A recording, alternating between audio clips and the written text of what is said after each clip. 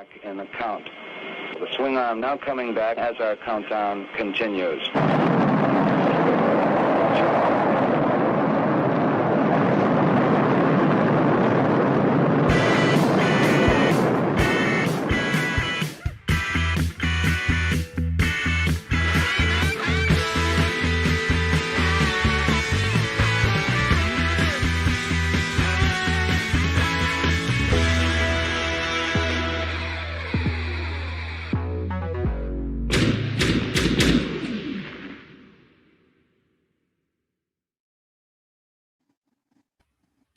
Good afternoon, everybody. Happy Sunday. And I say afternoon because it's a West Coast show today. What's up? We've got Blake up north. That's not north, but you get the idea. Up in Oregon.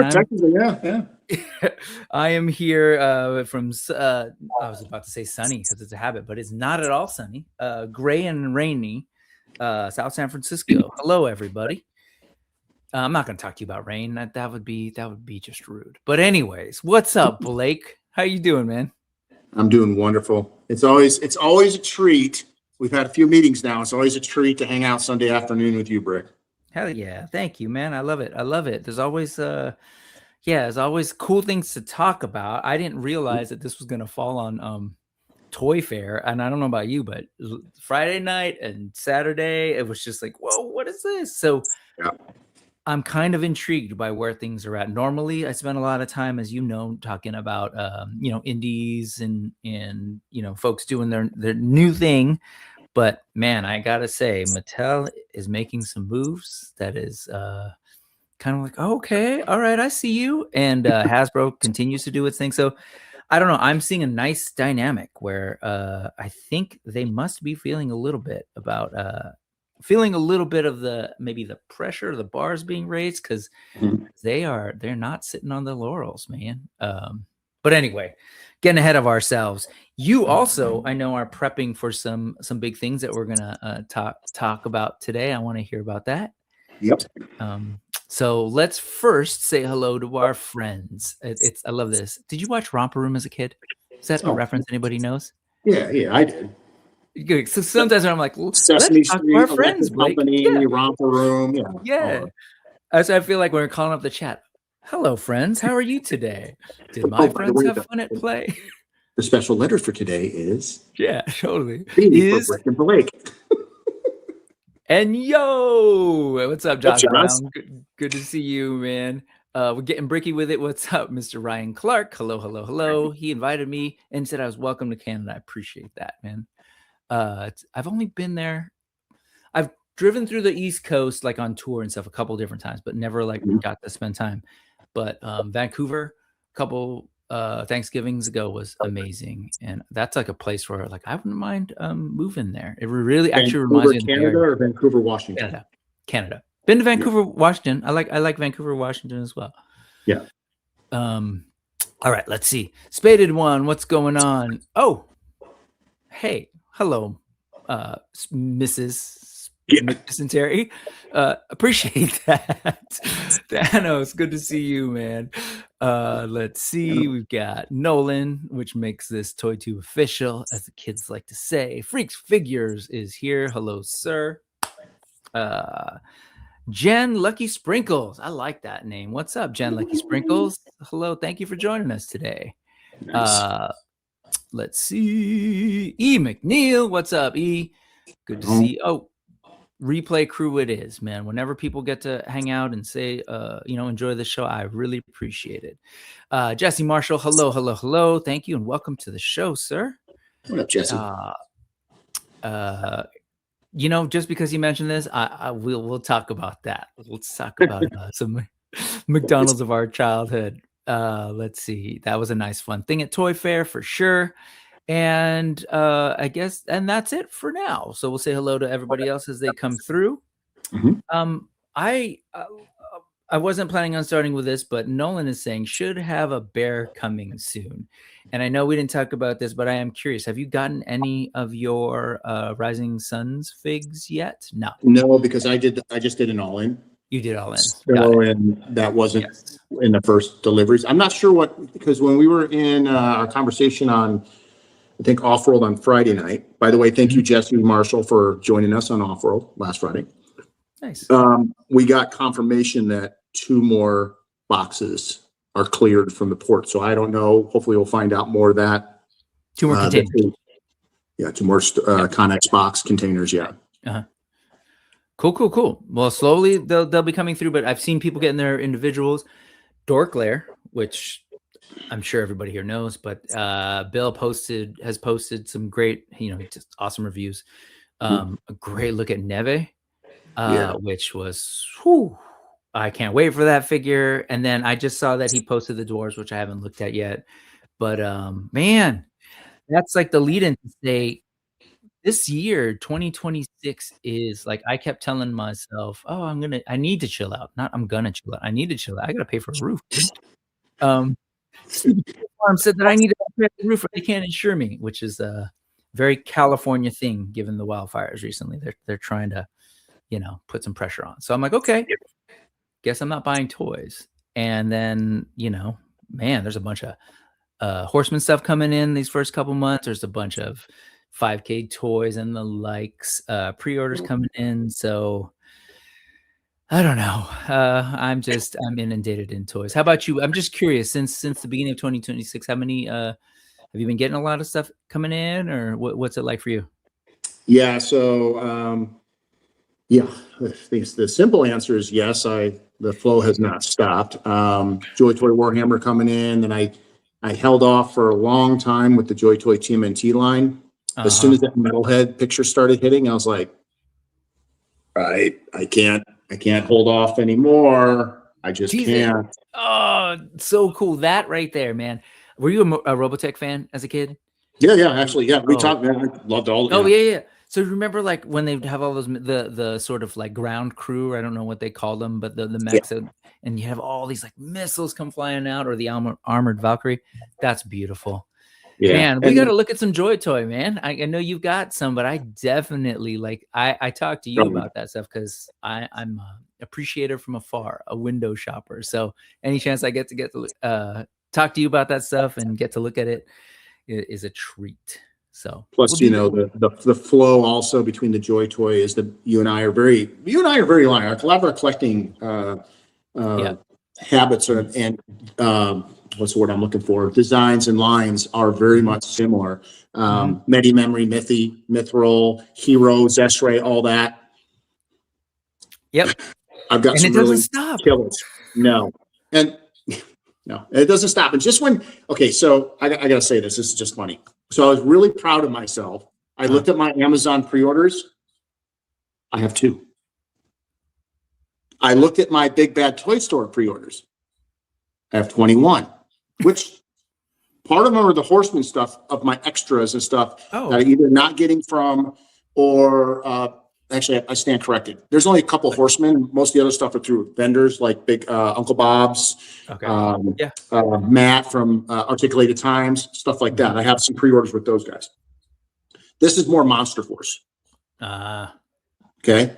Yeah. So there, fine. So 21, 2 at Amazon, 23 pre-orders. 5K. I don't know. I'm not even gonna tell you. It's just, but it's all memory, Mithril, Zeshray, you name it. All of these orcs and these one-off lines, Bro Toys on a couple of them, stuff like that. I mean, I saw that God of War. I have the God of War, and I was like, okay, now I need the throne. Yep. Right. Yep. That throne is awesome. So it's just one thing after another. And then, I've had conversations at length on some shows around, you just gotta there becomes a point when you have to figure out really what you have the room for, the budget for, and what really floats your boat. And somebody called me out on Off-World and they're like, you cut back? You ain't cut back. And I'm like, you call that I have cut back? Because in the last 2 years, I sold all my Black Series, all my G.I. Joes a month and a half ago. All my Joes are gone. All my 1/6 scale Hot Toys had 140 of those. Oh, and that's a lot of space, right? Right. Yeah. And most of my McFarlane stuff, except for my spawns. Oh. right? And a bunch of miscellaneous others I thought were cool that I said they got to go. So I've cut back a lot. I've sold, you know, a lot of figures, and I'm isolating it down to Legions, Joy Toy, Monster Forces, my GI Joe line. I love that. That's right. Modern military line. Cool. And then my little blockies. Monsters. Love my little blockies. My Transformers. Right, yeah. You know, I love it. My Blakeys. Yes, as the saying goes, I'm enjoying this company. Misery loves company. Here, on that note, let's start there. Okay, let's talk about like recent sort of pre-orders, because that's again, like I said, I was gonna chill, and most of what I'm about to show you is because I'm always looking for like, oh, what do the second payments do on 5K in particular? And I was like, oh, what if I got on pre-order there? And the sad part is all of these that I'm about to show you, I'm pretty sure all of these were after January 2026. So these are just like what am I doing? Okay, so let's start with this. So this is one that I got. I love this sort of like gigantic Egyptian goddish Sobek creature, just because it's like one of those things where like a collection per se. My stuff is pretty, you know, it like we've talked before, it's pretty driven by the design and just the uniqueness of the toy. I was like, man, I've never had a giant alligator like this, or sorry, croc or whatever it is. So there's this, right? And I'm gonna move through them pretty quickly, but this thing I think is really cool looking. Then this is a wild. I don't have this through 5K, but it was just easier to bring up. Great video game. Really yeah, this is for my kids, because my kids are really, and my oldest is really like jamming on Silk Song, which is where she is the main character.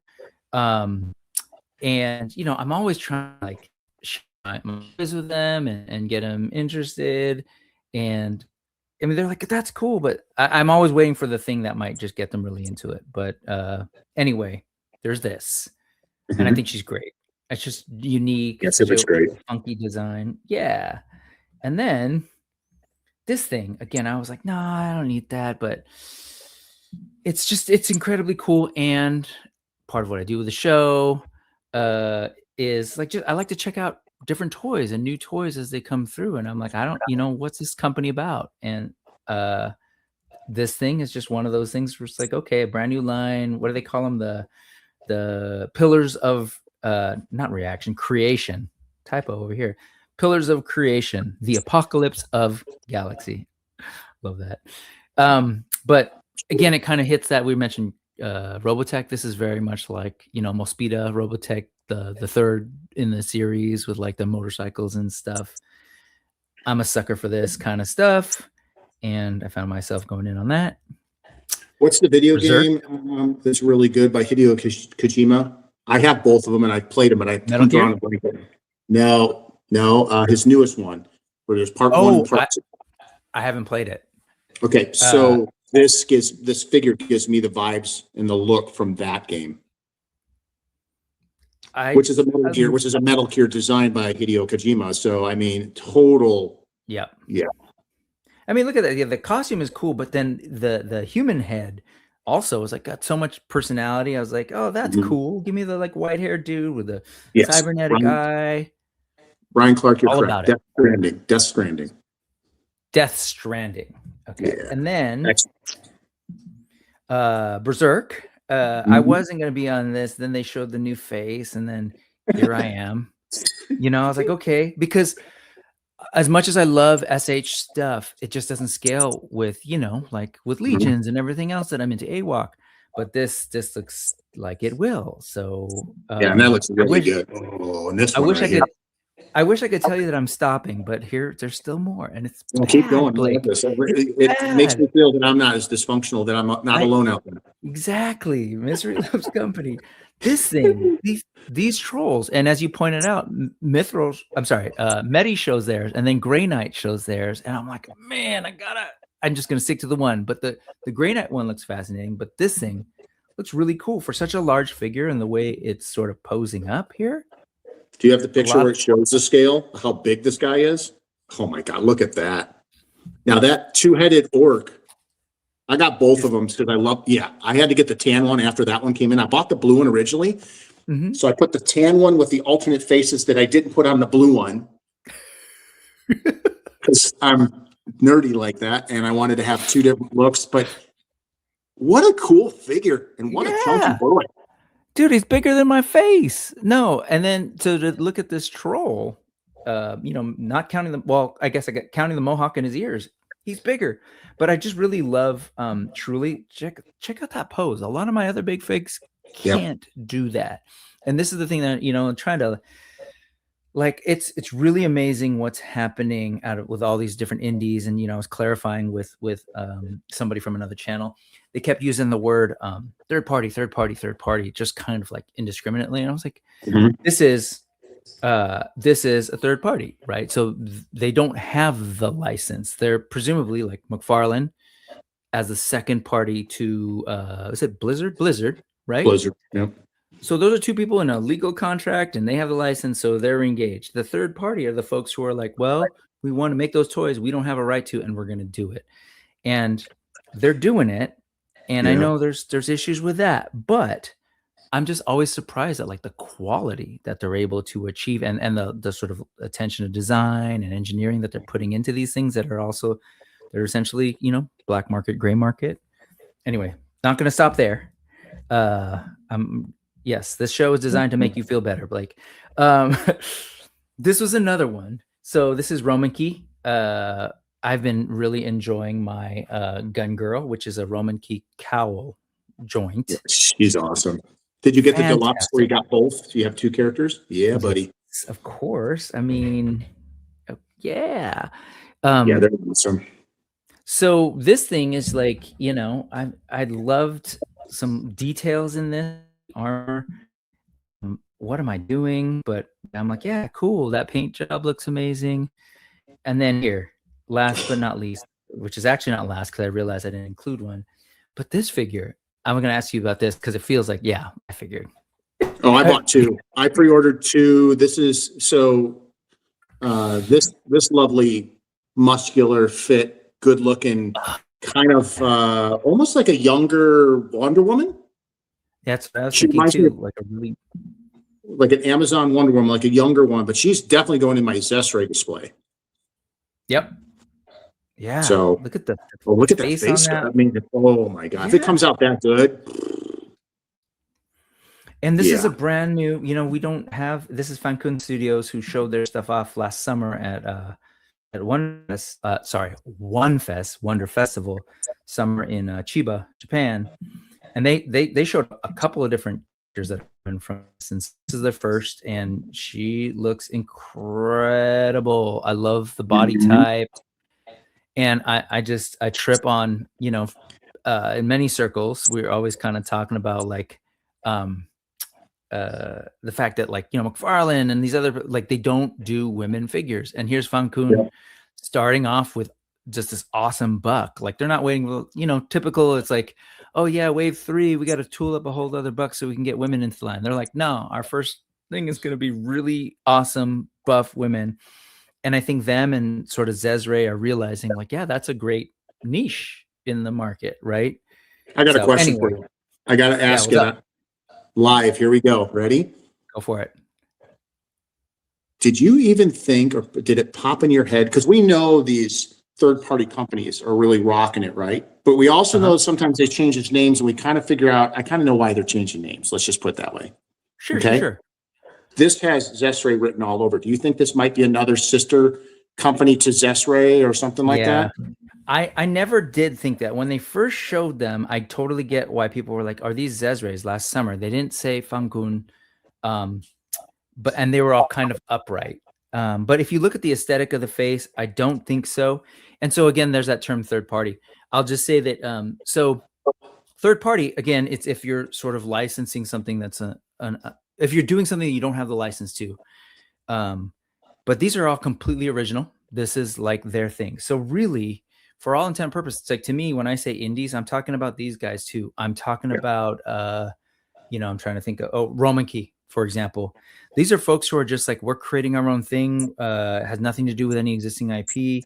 check out these big buff women. Same with Zezre, right? It's not based on an IP. Mhm. They just happen to be like not here in the US, but like for all intent and purpose, these guys are doing what Spiro and Four Horsemen and the likes are doing. And they're just like, here, we want folks to check out these things. So I never did think that. And I hear you on the changing names. That is often a thing with when you're playing in that black market, gray market, you got your CT toys. So that's the CT toys, mess toys, that's straight up bootleg. Like, hey, there are existing figures by Metacom, Revoltech figures and Yamaguchi figures, and like, we're just gonna snipe that, or we're gonna essentially use the exact same buck, Right. and repaint it, right? So that's a whole different deal. These are like, they're just like Jason and Utama and Dan and Arlen with Spiro. They're like, okay, let's create a character. All right, how do we realize that and sculpt it? Okay, now how do we figure out the engineering? And so I throw that out. So long way to answer. I never did think that per se. And it looks like very different plastics in the way it moves and stuff. But how cool is it that a Zezre exists and this exists, and they're both giving us awesome, like, kick-ass women. Like, remember, like, I don't know, I saw Allison in the chat, man, constantly we're talking about where's the women in Superpowers, where's the women in McFarlane, where's I loved you, Jason, but where's the women in AWOC, right? And so, like, it's so cool to think that there's this. Right. Well, and like, what's funny is, I think what's funnier, and I'm a fan of Todd. I've been a collector of Todd McFarlane's figures for a long time, but he's always said for years, female figures don't sell. And I'm just like, no, I think you got to change that now over the last few years, because I think the female figures are not the peg warmers anymore. Yeah. These are the ones that people want. I think people wanted them before. I just think that the collecting community and mentality and persona of what that entails has greatly changed. And I think a lot of these companies the hand has been forced by a lot of these third-party companies to say, we better start listening to our fans, and we better start stepping up our game. Yeah. So I'm glad that they exist. And another one that flags is real that quick. Sorry, before that, because I know you're a fit dude. Check out the musculature, as you were starting to say. But look, she looks fantastic, and we, as of today, don't have a figure with this body type, and that's what I really like. I'm like, yes. Same with N.E.W.S from Four Horsemen. I'm so excited that buck exists. It existed in Cosmic, right, with Vorga, but so cool. So I have weight sets. So my second one of this figure. Does that guy need to work out? Of course he does. She's going to be she's going to be in a picture where she's in a gym setting with workout shorts and a sports top, like a CrossFit outfit. I'm taking this figure and making her actually my workout girl. Oh, I love it. That's awesome. Right? Because she looks great. Hey man, thank you for indulging me. Yes, misery loves company. I'm glad I could help you out after you did that whole list too. And that said, I have not met this guy in person, but in June we're gonna hang out. Yeah. Well, we've met folks. What am I saying? We've twice at the West Coast Mythic Meetup. My bad. I was just trying to think of a cool transition. But yes, okay. That said, we're gonna hang out again. Hopefully, actually in May, if we do the Sacramento thing again. I understand we are. I just haven't been engaged in the conversation with those guys up in Sacramento. But then in June, what are we doing in June, Blake? Tell the folks. Well, so we've talked. You and I have talked, and I gave you guys some crap, but I came down last year. I drove my 9 hours down and had a blast at the West Coast Meetup. And I kept saying, well, this is really jacked up because you say it's a West Coast Meetup, but I still don't see Oregon and Washington on any of these logos. I believe the West Coast of the United States is made up of 3 states, not just one. You're right. So you're absolutely right. You and I chatted, and I'm like, you know what? I can do this. And my love for the Four Horsemen and what they do, not just the figures they bring, the progressive designs, listening to the fans, but just the sheer community that revolves in the Four Horsemen family is amazing. And if anything, I wanted to do this to unite at least the Four Horsemen and collectors up here in the Pac Northwest and give them something to be excited about, because this is going to be exciting. I reached out to Jeremy Gerard at Four Horsemen. He said, hey, this is something I'm looking at. We reconnected and talked in person at this last year's Legions Con. Said, this is really what I want to do. He's like, awesome. We're a go. I'll reach out to you around the beginning of the year. He and I had a couple meetings on the phone. We chatted about what does that look like. If you know the Horsemen, they refined and refrained a lot of their shows for this year compared to last year. They cut it down considerably. So one of the things is that they want to really focus on the time they spend and not be so torn all over the place. Right. With that said, I was absolutely flattered and 100% honored the fact that I'm one of the 3 West Coast shows. Oh, yes. Yeah. There's Monsterpalooza, STCC, and the Pac NW Legions Meetup. And I talked to Jeremy about it, and I said, hey, I don't want to do a Mythic Meetup. And he's like, how come? I said, here's my reason. I think the Mythic Meetup needs to stay because they're the backbone of what started it out here on the West Coast. There's no doubt about it. I think it's awesome. But I wanted to change it because I wanted it to be Legions open eccentric. I don't want people to think, oh, if I don't go to the Mythic Meetup, I don't collect Mythic Legions. I collect Cosmic, or I collect Infinite, or I collect Figure Obscura, or you know what, I just like the pins that 4 Horsemen put out, or whatever. Yeah. My goal is to put together a meetup event, a small con/meetup event where we can not only have fun and get together in the community and bring the 4 Horsemen footprint out to the Pac NW, which is absolutely stunning, as you know, Brick. And I've turned it into a 2-day event. I wanted this because I knew that people were going to, many people, especially in this community, are back Midwest to East Coast. So now those people traveling out here is going to know how it feels for us out West Coasters to make the pilgrimage back to 1 or 2 or 3 shows, whatever you're privileged to get back to, depending on how much vacation and money you have. Now the West Coasters now have something to get excited about Legions orientation. Yeah. No, I think it's awesome. And it's like this time of year. So the West Coast Mythic Meetup, if you're not familiar, that's in Sacramento, and it's usually around Cinco de Mayo, essentially up in Sacramento, not too far from me, hours away. But you're absolutely right. And I wasn't there when it started. I wasn't there when it was named, but I agree with you.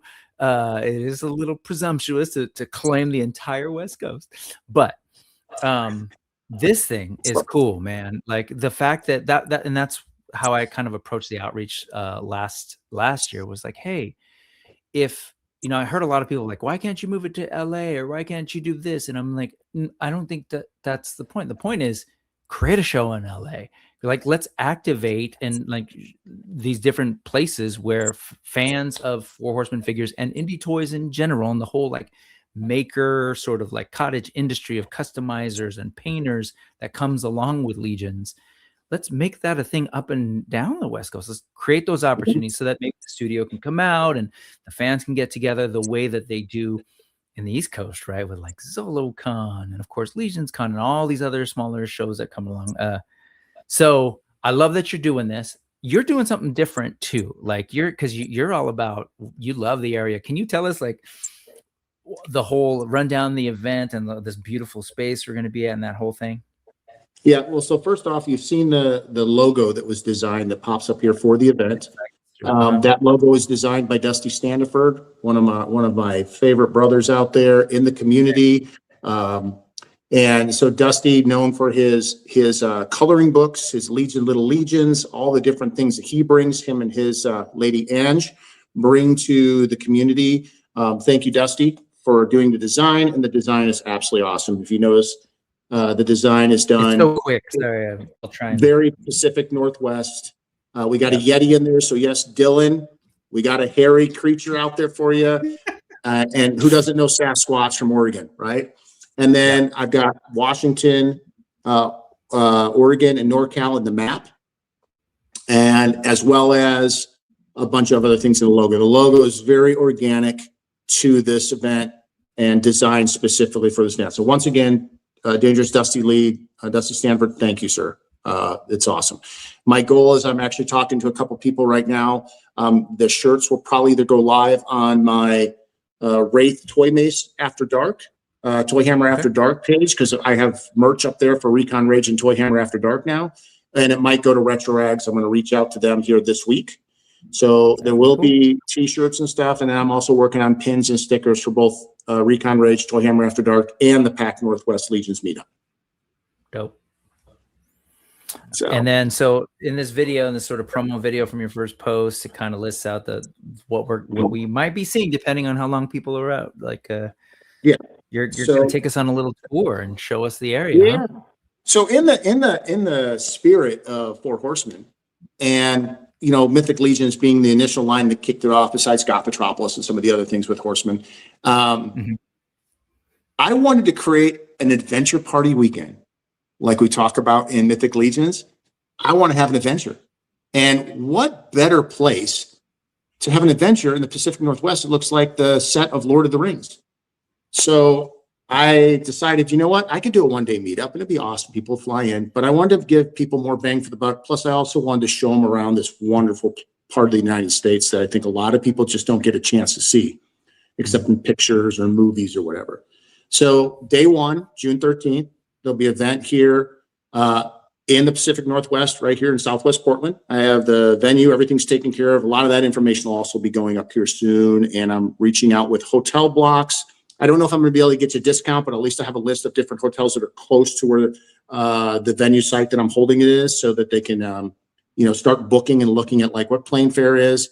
I will say this for anybody coming out of town, the Legions community or anything, if you get to here and you need some help from the airport PDX to your hotel or whatever, I'm here to help as much as my bandwidth is capable, because that's just what this community does. So nice. Day one will be an 8 to 5 meetup convention. There will be vendor tables. I've already got 6 vendors, good vendors, that have already confirmed they will have tables, like Figure Forge. You might know him. Old Figure Forge, Chris Ferrone up there in Washington, just outside of Seattle, who does a lot of 3D printing. If you know Nate Strong and the tower that I have, the Tower of Power, he's the one that created a lot of those diorama 3D printed stuff. So he'll be having a table there. There's going to be several others that have confirmed that they're coming. I have reached out to Brian Von Burke, who's literally 15 minutes away from me, neighbor. I know that Roberto Suarez, the Puerto Rican, he'll be there. As in, displaying and maybe having some of his customs. And I have a list of others that are really top notch, but I'm not at a point where I can release that information yet. Right. But I would tell you, if you make the trip, don't think you're going to be disappointed.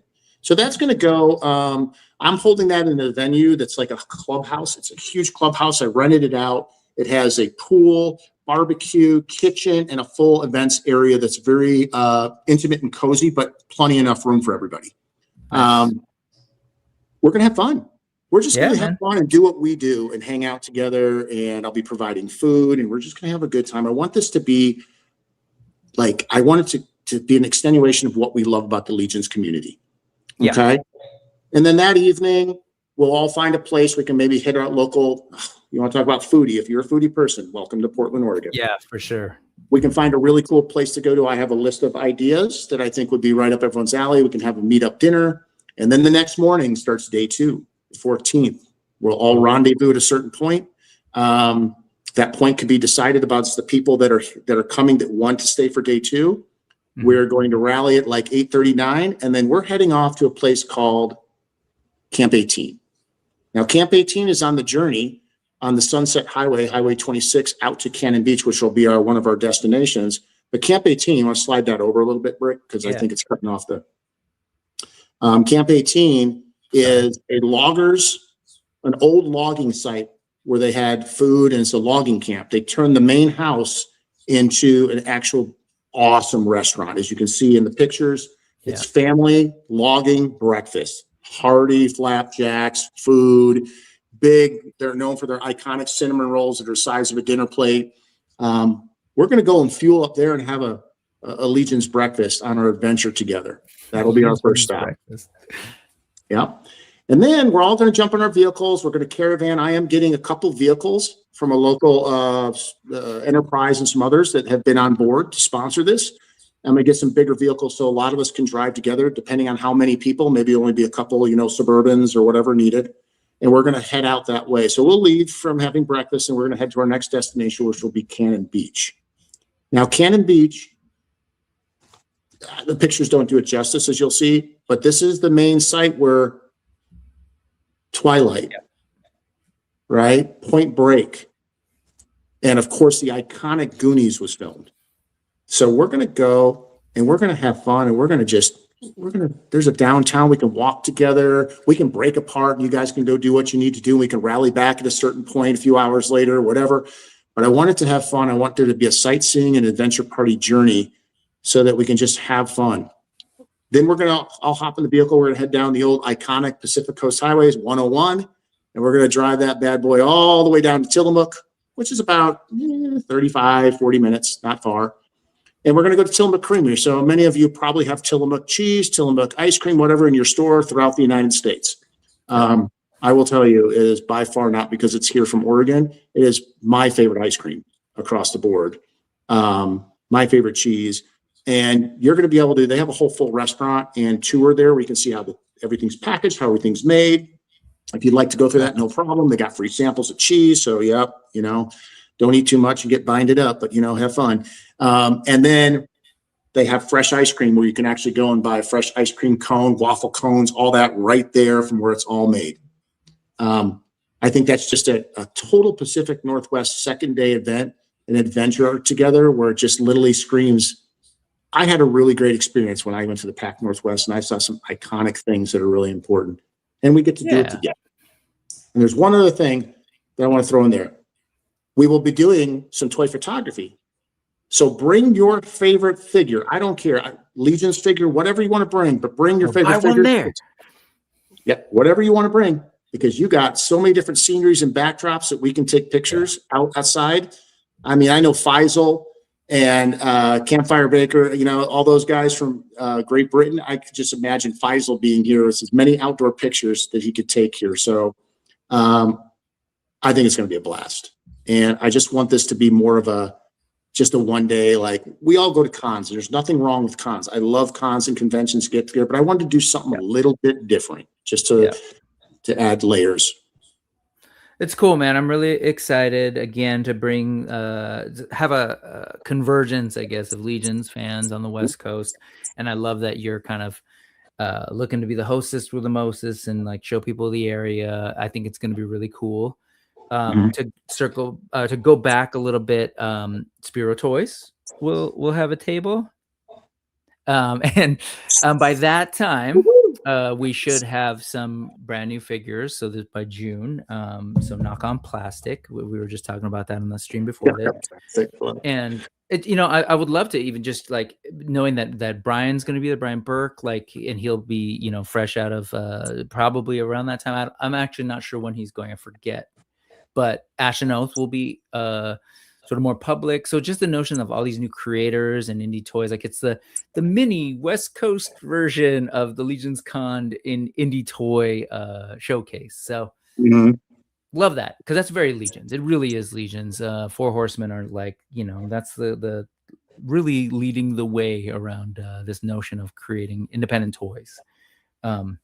Anyway, I'm looking forward to it, man. And anytime we can get together and make sure that folks know about it, please, everybody who's watching, tell anybody you know in the area or who might be into this kind of thing. Please note that, it's going to be a community event.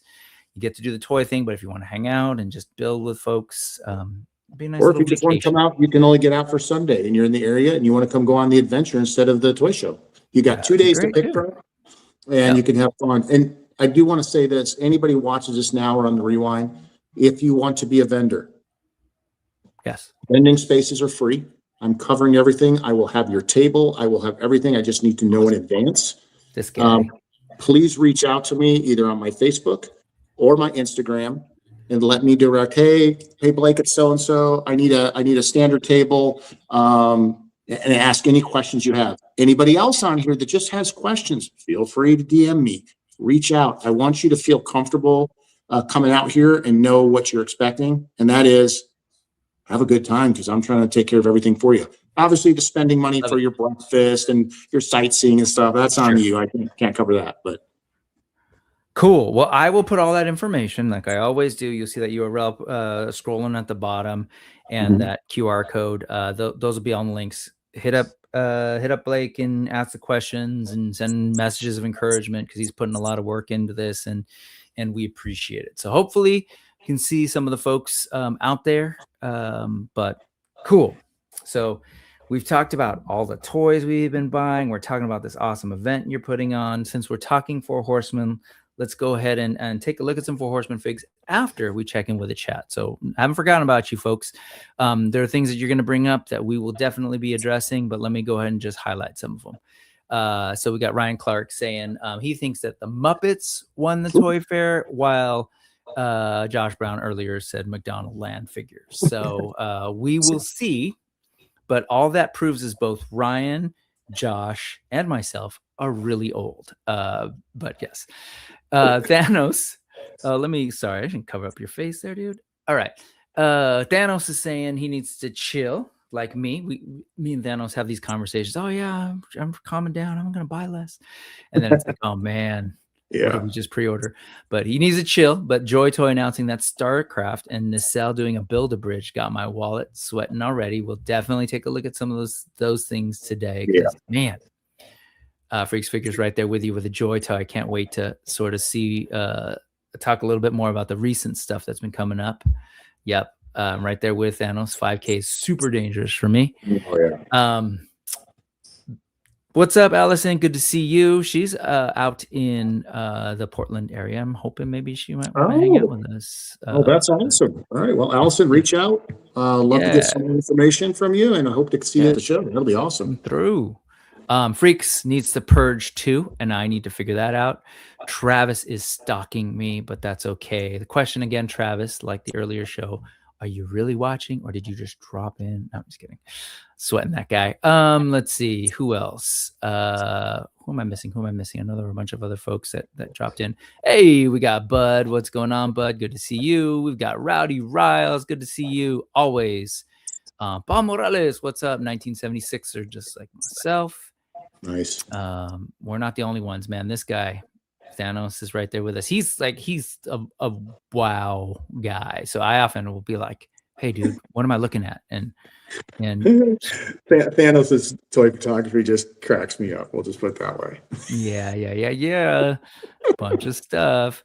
The Romankey joint, Ted, what's up? He's saying that. Yeah, it does have a deadly crotch, but it is swappable if you're not into that, if that's too. Anyways, let's see. Spaded one, 100%. So this is kind of like the conversation here often. Like, blows my mind that just a few years ago, I was looking at NECA and Marvel Legends thinking, man, things will never get any better than this, right? And then come the indies and everybody else are like, hold my beer. We got Ed. What's up, man? Good to see you. These guys are prepping for their show. They've taken over Sunday nights. Raceland, Brick, where are the women from Superpowers? You're gonna have to take that up with Mr. Todd, because that's his thing. What's up, Alex? Good to see you. Spaded One says female figures don't sell. Oh my god, that Milk Girl figure. That's a whole other conversation. That's a different type of female figure. Adam has been to Cannon Beach and loves it. Apparently, it's a dope spot. Oh, it's that beautiful. Thanos, nope. The answer is nope. Hey, look at this guy. He says we are two of his favorite people, and he flexes at the same time. What's up, Carlos? Good to see you. TD3 Trooper is here. And I just want to say hello before we move on. Larry's saying sounds like a really fun time. Thanks, Larry. Fish and chips potentially. Oh yeah, and clam chowder. If you're a chowder fan, oh boy. Let's see. Yeah, folks, I get it. Wish I lived closer. Live in Michigan, and even Mesquite is a far trip for my vehicle. Yep. Hopefully you can work that out someday. Because man, some of those we sit here and get so jealous. I know that's true for you too. Sometimes it's just like, man, I want to be at ZoloCon. Let's see. Brick, did you convince Ted to set up a table? I haven't talked to Ted about that. I know that Ted and I will be slanging his stuff, and I'll be at the Spiro table, at Motuniverse Nice. down in SoCal, but I don't know about this opportunity. Okay, and then of course Rick Jones has entered the chat along with J Mac. Good to see everybody. All right, let's do some talk. Speaking of Pac NW, look what I'm repping. Oh, look at that! You got an wait, man. I didn't realize the Ash and Oath shirts are out. Is that like a it's on hookup from your neighbor? No, actually I bought it. It's supporting him, They're that's out the whole thing. Yeah, absolutely. But he has Ash and Oath shirts available. So on the Von Berg / Ash and Oath site, take a peek. They're awesome shirts. Great. So can't wait for that line. This is going to be hitting a Kickstarter pretty soon. We had Brian on the channel, and that was amazing. And I just want to definitely do this.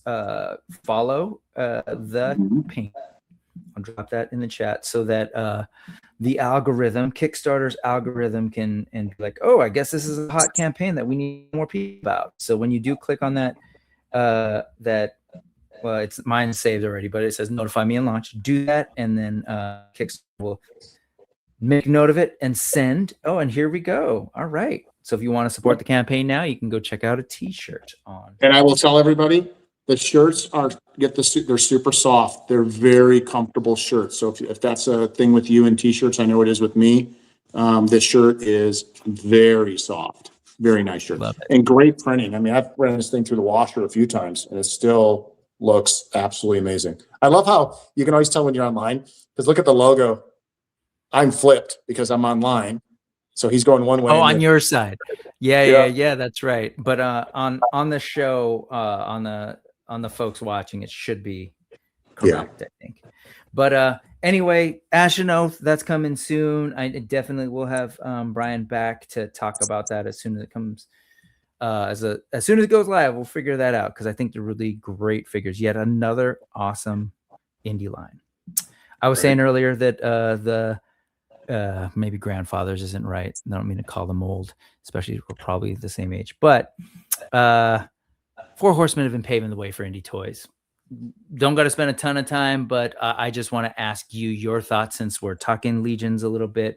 What are your thoughts on this second Infinite Legions release? The Joe Manganiello, what do they call them? The Dark Order characters, led by, of course, his character Archon the Cruel. Just wanted to get your take on it. What are you thinking about these? Which I should say, which are available for pre-order right now for a couple more weeks. But go ahead. So nothing short of phenomenal. If you haven't seen Archon right now, he's a beefy boy. They have him like sized up next to an ogre scale. So he is going to be a formidable figure on your shelf. Joe Manganiello, Critical Role, the whole 9 yards that has to do with this character, and Oksana, the other character. I think this is just one more step in the Four Horsemen's move to greatness. I mean, we already know they're great, but they keep evolving. And what's great is with this line here and this partnership with Joe Manganiello, the D&D world, what a great timing with their RPG, the Mythic Legions RPG game coming out. I'm sure that was planned. Jeremy's a very smart guy, and he knows how to do this stuff. But I mean, like, how can you not a cool, awesome, even let's say you don't know anything about the lore, how can you not go with just an amazing dragon like character like that, to add to your collection? And if you're a Mythic Legions fan, you don't even have to know anything about this, even though you probably do by now. This bad boy is going to fit in with the Legions 100%, and it's also a Four Horsemen design, so a lot of the parts will pop and swap. So if you're a customizer, you've got options there. I just think they Eric Treadaway continues to knock it out of the park with his designs. The partnership of what the Four Horsemen are doing just continue to amaze me. And I know we've got more announcements coming in the future here that are even Jeremy said himself, stand by. You ain't seen nothing yet. So I'll tell you right now. For this in particular. If the Four Horsemen, I told Jeremy this is a joke. I think I said it in a comment. He chuckled, but if the Four Horsemen were somehow to get with Games Workshop on Warhammer and do a Cosmic Legions type, oh my God, I'd be I'm telling you right now, I'd be game over for me. I couldn't even imagine that partnership in Infinite Legions. What do you think of Oksana?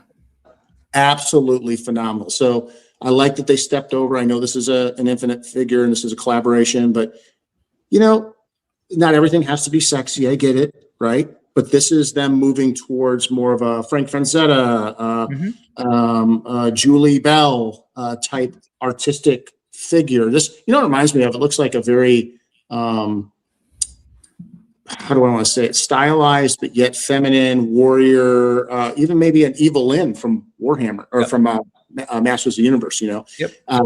So I think this edition here, and please everybody, I'm just going to ask you, if you have been on the fence, go buy these, because this literally sets up the future of all the other potential figures we'll get from this line, and the partnership with Joe Manganiello and his in his line of figures of the Dark Order. Yeah, I think it's fantastic. This sort of like this staff thing is just incredibly cool.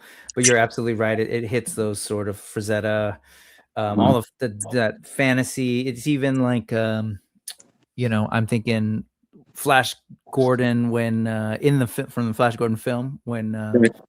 Well, you've got Boris Vallejo, which is Julie Bell. That's the dynamic duo there. You have all of these 80s, you know, 80s, 70s, 80s, and early 90s fantasy artists that were on like Heavy Metal, the magazine, and all of this stuff that you get. This figure just screams that to me.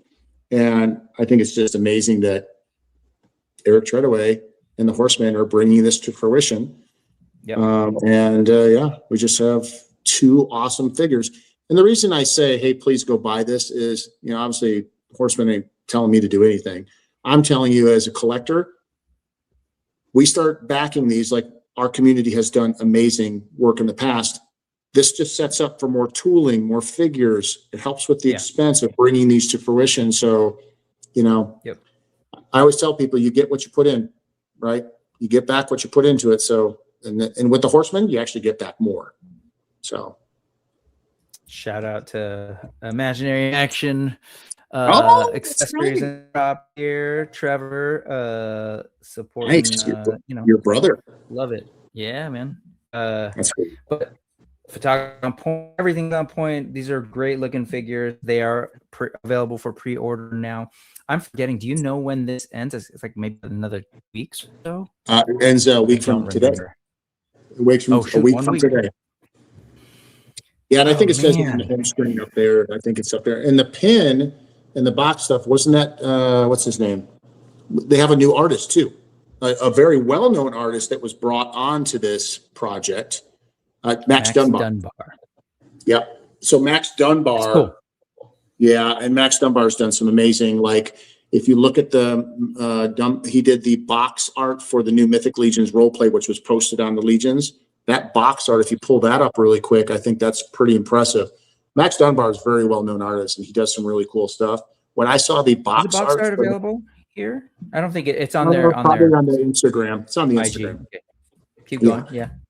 So that box art, when I saw, I'm like, oh my gosh! Like I can see people buying the RPG and backing it just to get the box art. Like it's that cool. Well, let's actually switch gears then. But these are. Again, and you named it, Joe Manganiello, big D&D fan who's kind of made a name for himself and created characters that are now like deeply embedded in the lore of D&D.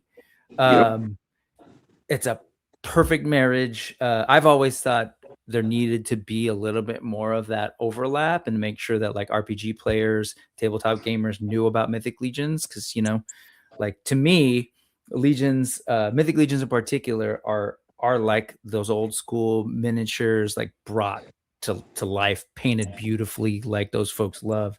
And so this is a great way to reach those folks, the fans of Joe Manganiello, but also they've got this coming on. So this is what you're alluding to. I'm forgetting the date now when they announced this was going to go live. Late February 2026. There's a date now, I want to say. Yeah. So tell folks about this whole thing. I haven't actually spent a lot of time talking about it on the channel yet. Okay, well, I'm going to talk about what I know. Like I've watched all the shows, the rollouts and everything. And basically this has been in concept and production and development for quite a while, actually. If you have any chance and you haven't seen it yet, go back and watch Mythic Conversations. There's a great episode from 2 conversations ago where Joe Gonzalez, who is very much active in there. What's up there, Thomas? He is very much involved with it. He's a great dungeon master, a DM. He's actually one-on-one with Jeremy in that episode, and they talk all about the role play game and the things that they've been doing over the last couple of Legions cons. But what you need to know, and I'm going to keep it really simple, you need to back it because it's amazing. It's absolutely going to be phenomenal. The female on that figures note, let me go ahead and I'm going to drop the link in the chat, but it'll also be available again after the show at the QR code. But check this out. It's not launching. It's launching at the end of February. But again, like I said, for Ash and Oath, go there. I've already done it. So mine says saved, but it'll say notify me and launch so that folks know about this. And I think I got to say the strategy of going back to Kickstarter largely for marketing purposes is so brilliant, because again, we know that RPGs do really well on Kickstarter, and it's a venue where folks are sort of looking for those new things. And the thought of them coming across the Four Horsemen's awesome figures and Mythic Legions in particular through this is super exciting. So yeah, and the Four Horsemen just recently had their very first gaming con that they went to out on the East Coast there. And I'm pulling this up really quick. And they went to a gaming con, and, they had a really good success for what it was, but they had a lot of people coming over asking, like, hey, like, what's this about? And one of the things that's really neat about this is, besides the fact of starting to join 2 worlds that should, aesthetically be one, is getting the news out there in the gaming cons, as well as showing them the 2 maps that are available. So you can actually use your figures while playing these different games and different missions, instead of using the minifigures, which they're going to have also. You have lots of different flexibility of how you want to go about playing this. No other gaming platform, RPG gaming platform out there does this. So they're not only joining a gaming community that's been millions deep for decades, they're also kind of bringing a new thing, a new option. Innovating. Yeah. So to be clear, that these are like, this is if you're an RPG or a tabletop gamer, and you're not just doing theater of the mind, but you're sort of got your maps, and you're probably familiar with these miniatures, right? But yeah, there's a game mechanic unique to the Mythic Legions RPG where you actually do sort of battles with full-size Mythic Legions figures. And so part of the Kickstarter will, of course, be the rule set and the sort of starter kit that you're sort of seeing here, featuring that Max Dunbar art you were talking about. Yeah, look at that. But you'll also have the opportunity to buy unique to the RPG action figures, and they're in the form of these sort of sets of almost like archetypes, right? And with enough parts for you to customize your character, and just like you would in D&D with your sort of different races and classes. And they've revealed 3 of them already. This was the first to share. I think someone said in the chat, I think it was Nolan, was like, yeah, that red Dubon looks great. Yeah, no, it's very Dubon-esque because of the hood and everything, but different head sculpt, lots of unique parts to this.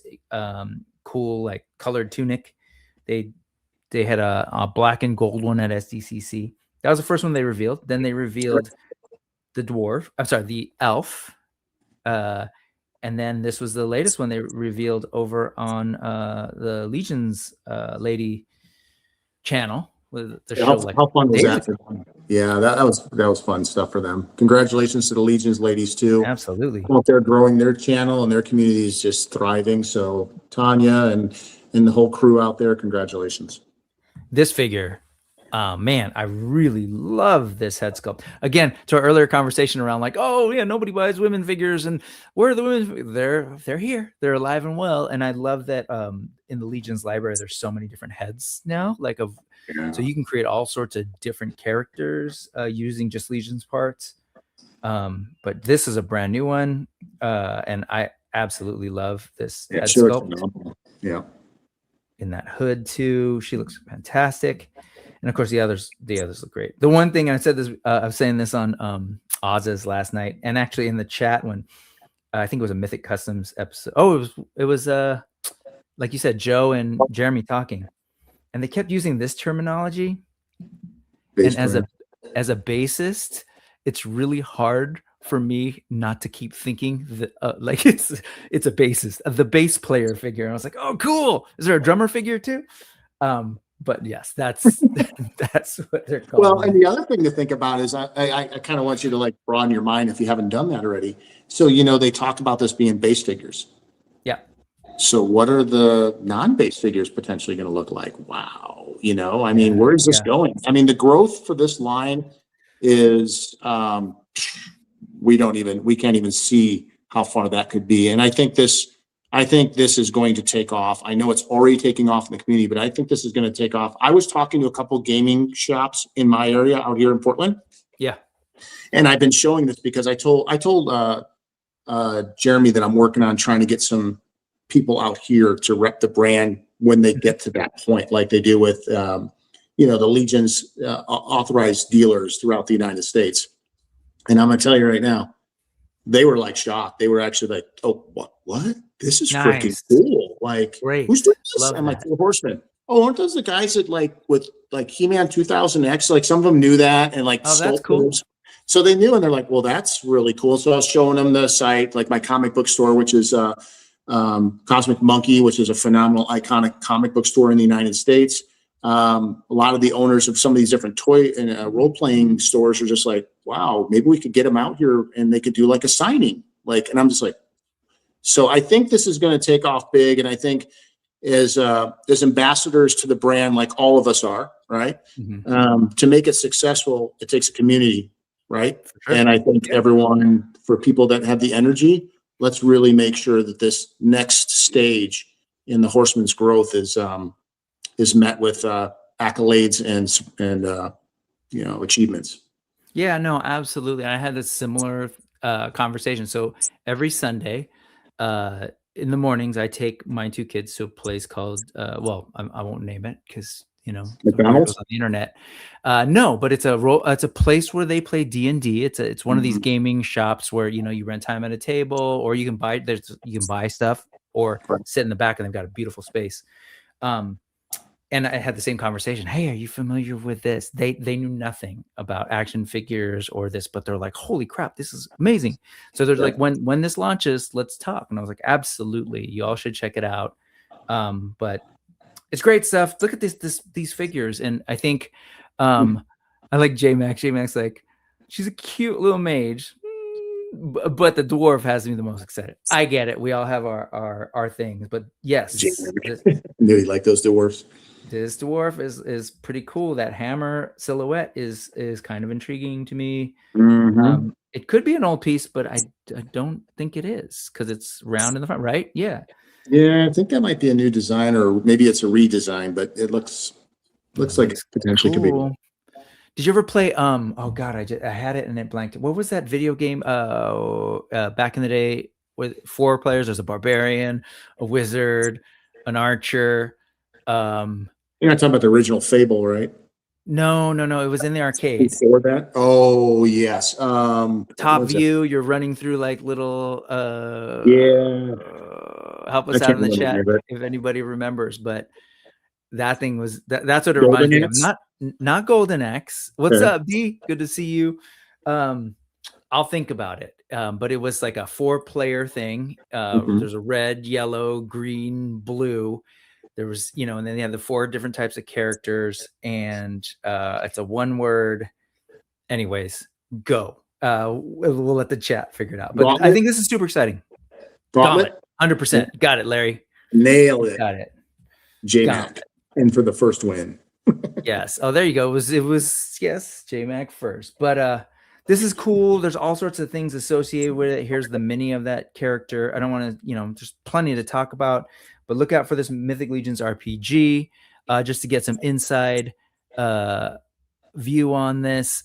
Trevor, who shoots these beautiful things in photography, saying, I love this figure, and the add-on pack for it is even better. Man, I can't just look at those coins. Oh my God, the news coin that the swag, the stuff that comes with it is just absolutely amazing. Yep, here's the goblin coin. King Noglin. I love how the story behind this too. Hearing Jeremy talk about it this week about just sort of like, oh yeah, we thought about like what is the image or the currency in Mythos, and I love that this creates the opportunity for them to think of those things and create more stuff to hand out. Look at this. Yeah, so good. Anyway, so good. we could do like whole shows about Four Horsemen, which frankly there's a lot of great ones out there. But let's there's a lot of them. Yeah. So let's go ahead and talk about something that I know is near to your heart, and I'd love to have you on here and talk about it. 2 times ago, I just started talking with you, and you kind of broke it all down, and man, I was like, I knew for a fact that I'm just going to window shop and enjoy this stuff. So I lean on you to like tell me all about this awesome Warhammer Joy Toy stuff, and that I can't get anywhere near. So this is a newer figure that was just announced a couple of days ago, I want to say. Is that right? No, that one was announced. Yeah, he's been out for a month and a half, 2 months. He's been out for a couple months now. You have him in hand? I sure do. And I also have, not only is he an amazing figure, I also have the Max Bird soft goods cape. Oh, okay. I was going to say it's a lot more saturated than in this picture. For the Primarch of the Iron Warriors, Mr. Perturabo. I mean, we know this. If you know anything about Joy Toy, the articulation's amazing. The tolerances are phenomenal. You're talking about a figure that moves, a big figure that moves and articulates. A lot of people don't know this, but most of these figures, if you look here, I think I can get you can see in there, they have metal joints. I don't know if I'm getting it. Probably not. They have actual metal joints. So the ball bearings inside, instead of the joints being plastic, I've got another figure over here I can probably show you. Let me see here. Oh, here's a TMNT Joy Toy, right? So they move so good. Look at this. Look at this. I'm just holding it, but you can see the metal joint? Yep. So it's like butter. These things move. You want to talk about hand candy? But I'm also hearing, I'm also hearing a ratchet. So there's some detents in there to help support it. Some do. Well. That was just me moving it, or I think it's just the metal you're hearing. Okay. But I mean, tight, right? Yeah. This is his weight. Oh, you're hearing that armor sliding on his body. That's what you're hearing. Oh, I see. Okay. But yeah, I mean, talk about all the figures they come with, their mouths open. I mean, look at the rotation of this 3 3/4 figure. Now, granted, this is a bigger figure and he's bigger. Like a 3 3/4 traditional would be like Shredder. God, these things are incredible. Okay, so there's Shredder. He's a 3 3/4. Splinter. Splinter. Sorry. Shredder. Yeah, he looks great. That's a great looking version of Splinter too. Right, and then here's a Shredder next to Splinter. Sorry, get that term right. Man. And they just do their homework. And the 3 3/4 and the 1/18 scale, there's nobody doing it better. I'm sorry. I don't get paid for any of this. I wish. No, I mean, just from sort of being, a passive observer of this stuff, I have to say I fully agree. Like, no one is doing at the scale this stuff better. Look at this. Here's your 4 turtles. I'll show a couple more. Oh, cool. Yeah, let me show this. Yeah, these are great because they cover those platforms that you build and connect together. And I've never seen them connected like that. And it looks, I don't see the seams. I wondered how that would look. The manhole covers. Okay, the manhole cover is like, I will also say that like doing their own version of these things, which I really love. Like they are doing unique designs of Teenage Mutant Ninja Turtles. Like that's their take on the Metal Hub thing is fantastic. But look at the That is straight articulation up. for a robotic. Yeah. And then you got characters like this. Let me show you another one here. You got Slash. Has all this stuff that he's able to put on top, right? I mean, look at the skin texture. Look at the scales. You know what blows me away too, Blake, is that as you're showing all of these, like the Ninja Turtle thing, I want to say it was summer of 2024 when that was announced. And all those figures that you just showed, aside from the turtles, all those parts are unique to the characters. Like the tooling on these things is insane. The amount of unique parts. Every character is different aside from, like I said, the turtles. But even if you look at the turtles, they're just like, they've got all sorts of unique. Oh, God. Look at this. So not only does this, you take out his chest, his piece, out comes Krang, and his arms actually articulate and move on a ball joint. Look at that. Yep. And you can just place them. So you just put them right in here, right? He goes right in there, all sculpted in there. They could have skimped. No, okay? Yeah, no, that's all. He goes in, and then you can just take the arms up like this. Okay. Then you take his actual piece, you put it right over the top, snaps in, and then you just pull his arms down. Man, thank you for the Joy Toy show and tell right now, because this is what I'm talking about. This is stuff I can only admire at a distance. Wow. So, what is he, about like 6.5 inches tall himself? He's like, he's taller than a Marvel Legends. In fact, here's a Mythic Legion skeleton that I outfitted in my Max Bird, and you can see. Oops. Sorry, that's the wrong That's thing. a Mythic Legion skeleton. Hold on a second. I pressed the wrong thing. Let me get you maximized is what I'm trying to do. Okay. Oh, look at that. Of course, the head's smaller or whatever, but that is really, really cool. Wow. Yeah, and this is a great. I know they're not the cheapest figures on the block, but man, the quality is incredible. The price is coming down though because more and more people are buying. So like this guy right here on Cool Toys Club, $27. That's it. Okay. Yeah. Right. That's like a Mythic. Sorry, not Mythic. That's a Super 7 Reactions figure, right? A Reaction Plus for $25. Right. But for a fully articulated 1/18 bend detail, the whole 9 yards. Yeah. It's a little bit different from a Super 7 Reaction. Oh yeah. These are phenomenal. That's amazing, man. That is really cool. So this character is dope. I love that you even are getting like the soft goods kits to. So here is this one. This is something that you were saying, yeah. And the amount of detail, though, you can't even do it justice. I mean, look at this. The amount of detail in these figures is phenomenal. And in my view, honestly, is just not. Look at all that tech, man. So, okay, answer me this, because I know you're a fan of Warhammer. Are these straight up from the designs of things? Yeah, so it's not like the turtles. No. So how it works is Games Workshop has an exact contract, and if you know anything about Games Workshop and Warhammer, they don't mess around. They're based out of the UK. That's where it started. They do contracts, and how it works is Joy Toy literally, their criteria is very specific because Warhammer protects their IP at the highest regard. And they basically say, first off, Joy Toy can't make a figure in the Warhammer world unless there's been a minifigure made already. Oh, okay.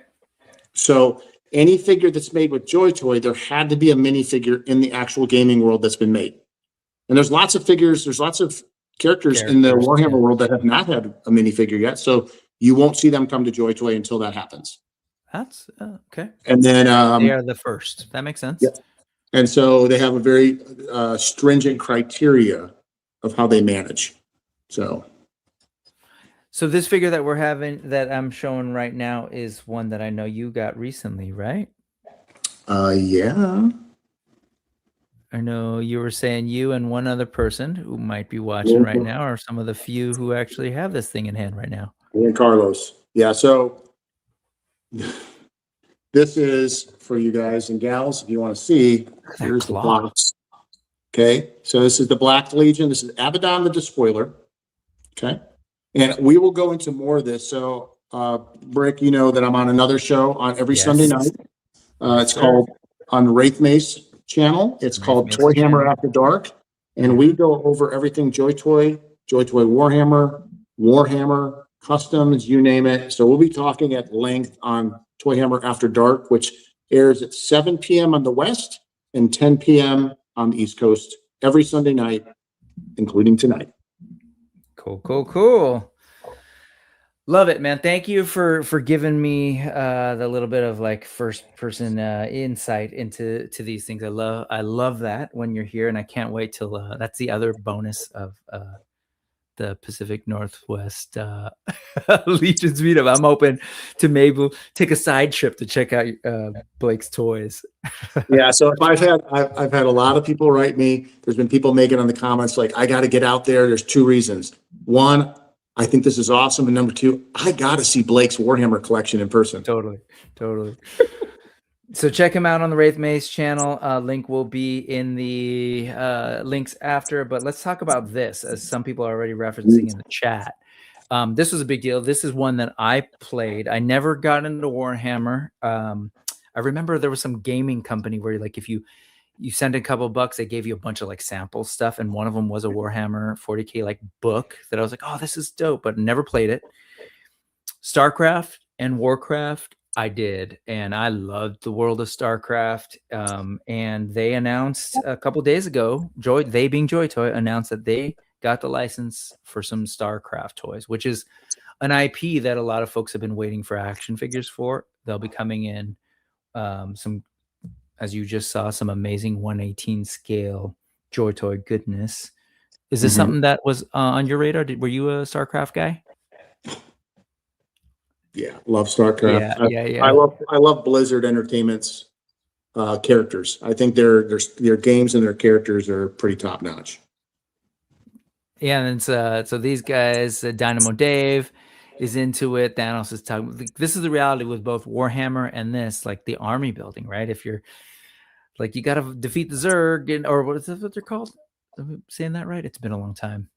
Zerg it's Zerg, but you don't want to get it confused with the other Zerg that you have to. From what, Toy Story? Toy Story Zerg. Yeah, it's dangerous stuff, Larry, but it's amazing to see from afar. I love this. Carrier has arrived and dead. But yeah, all great stuff, man. Hey, hola, Sergio Sanchez Perez. Nice. I'm actually Sergio as well, other than Brick.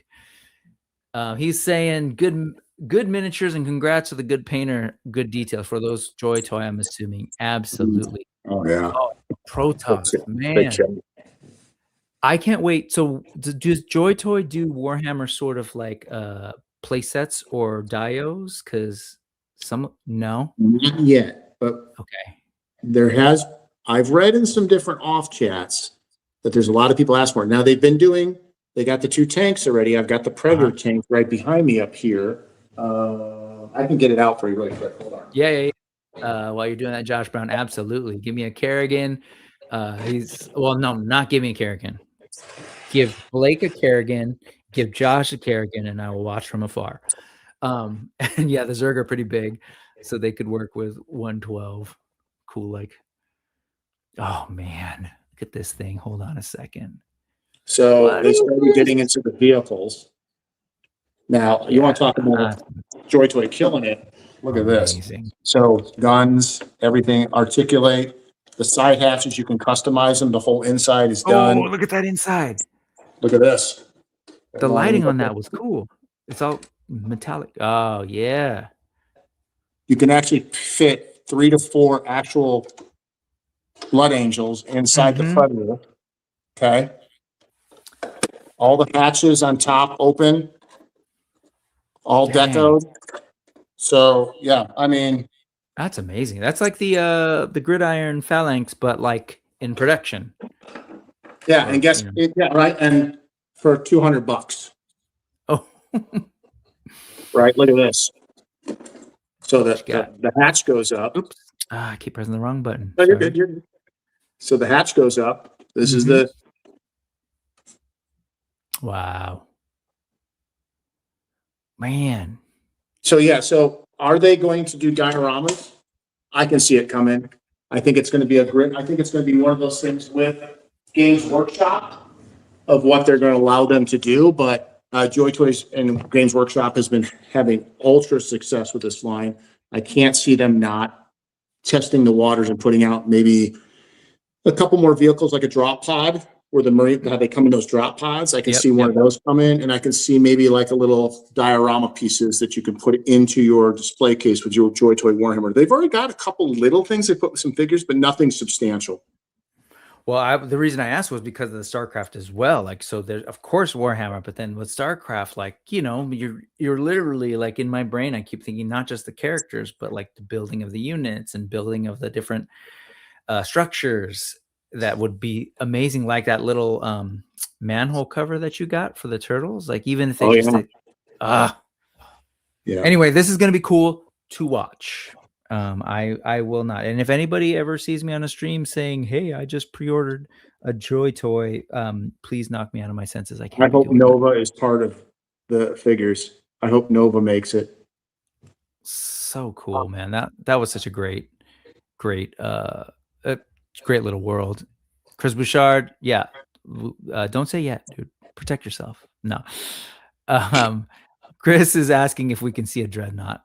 I don't know if that's too hard. Yeah, I can grab you, Dreadnought. Hold on a second. I love it. I'll even grab you. Not a problem, Sergio. I know what I'll grab him. Hold on. You want to see a Dreadnought? Let's actually. Do you want to see a Dreadnought or do you want to see the big boy Imperial Knight? Let me know in the chat because I can bring an Imperial Knight out. What you think, Chris? We want to see an Imperial Knight as well.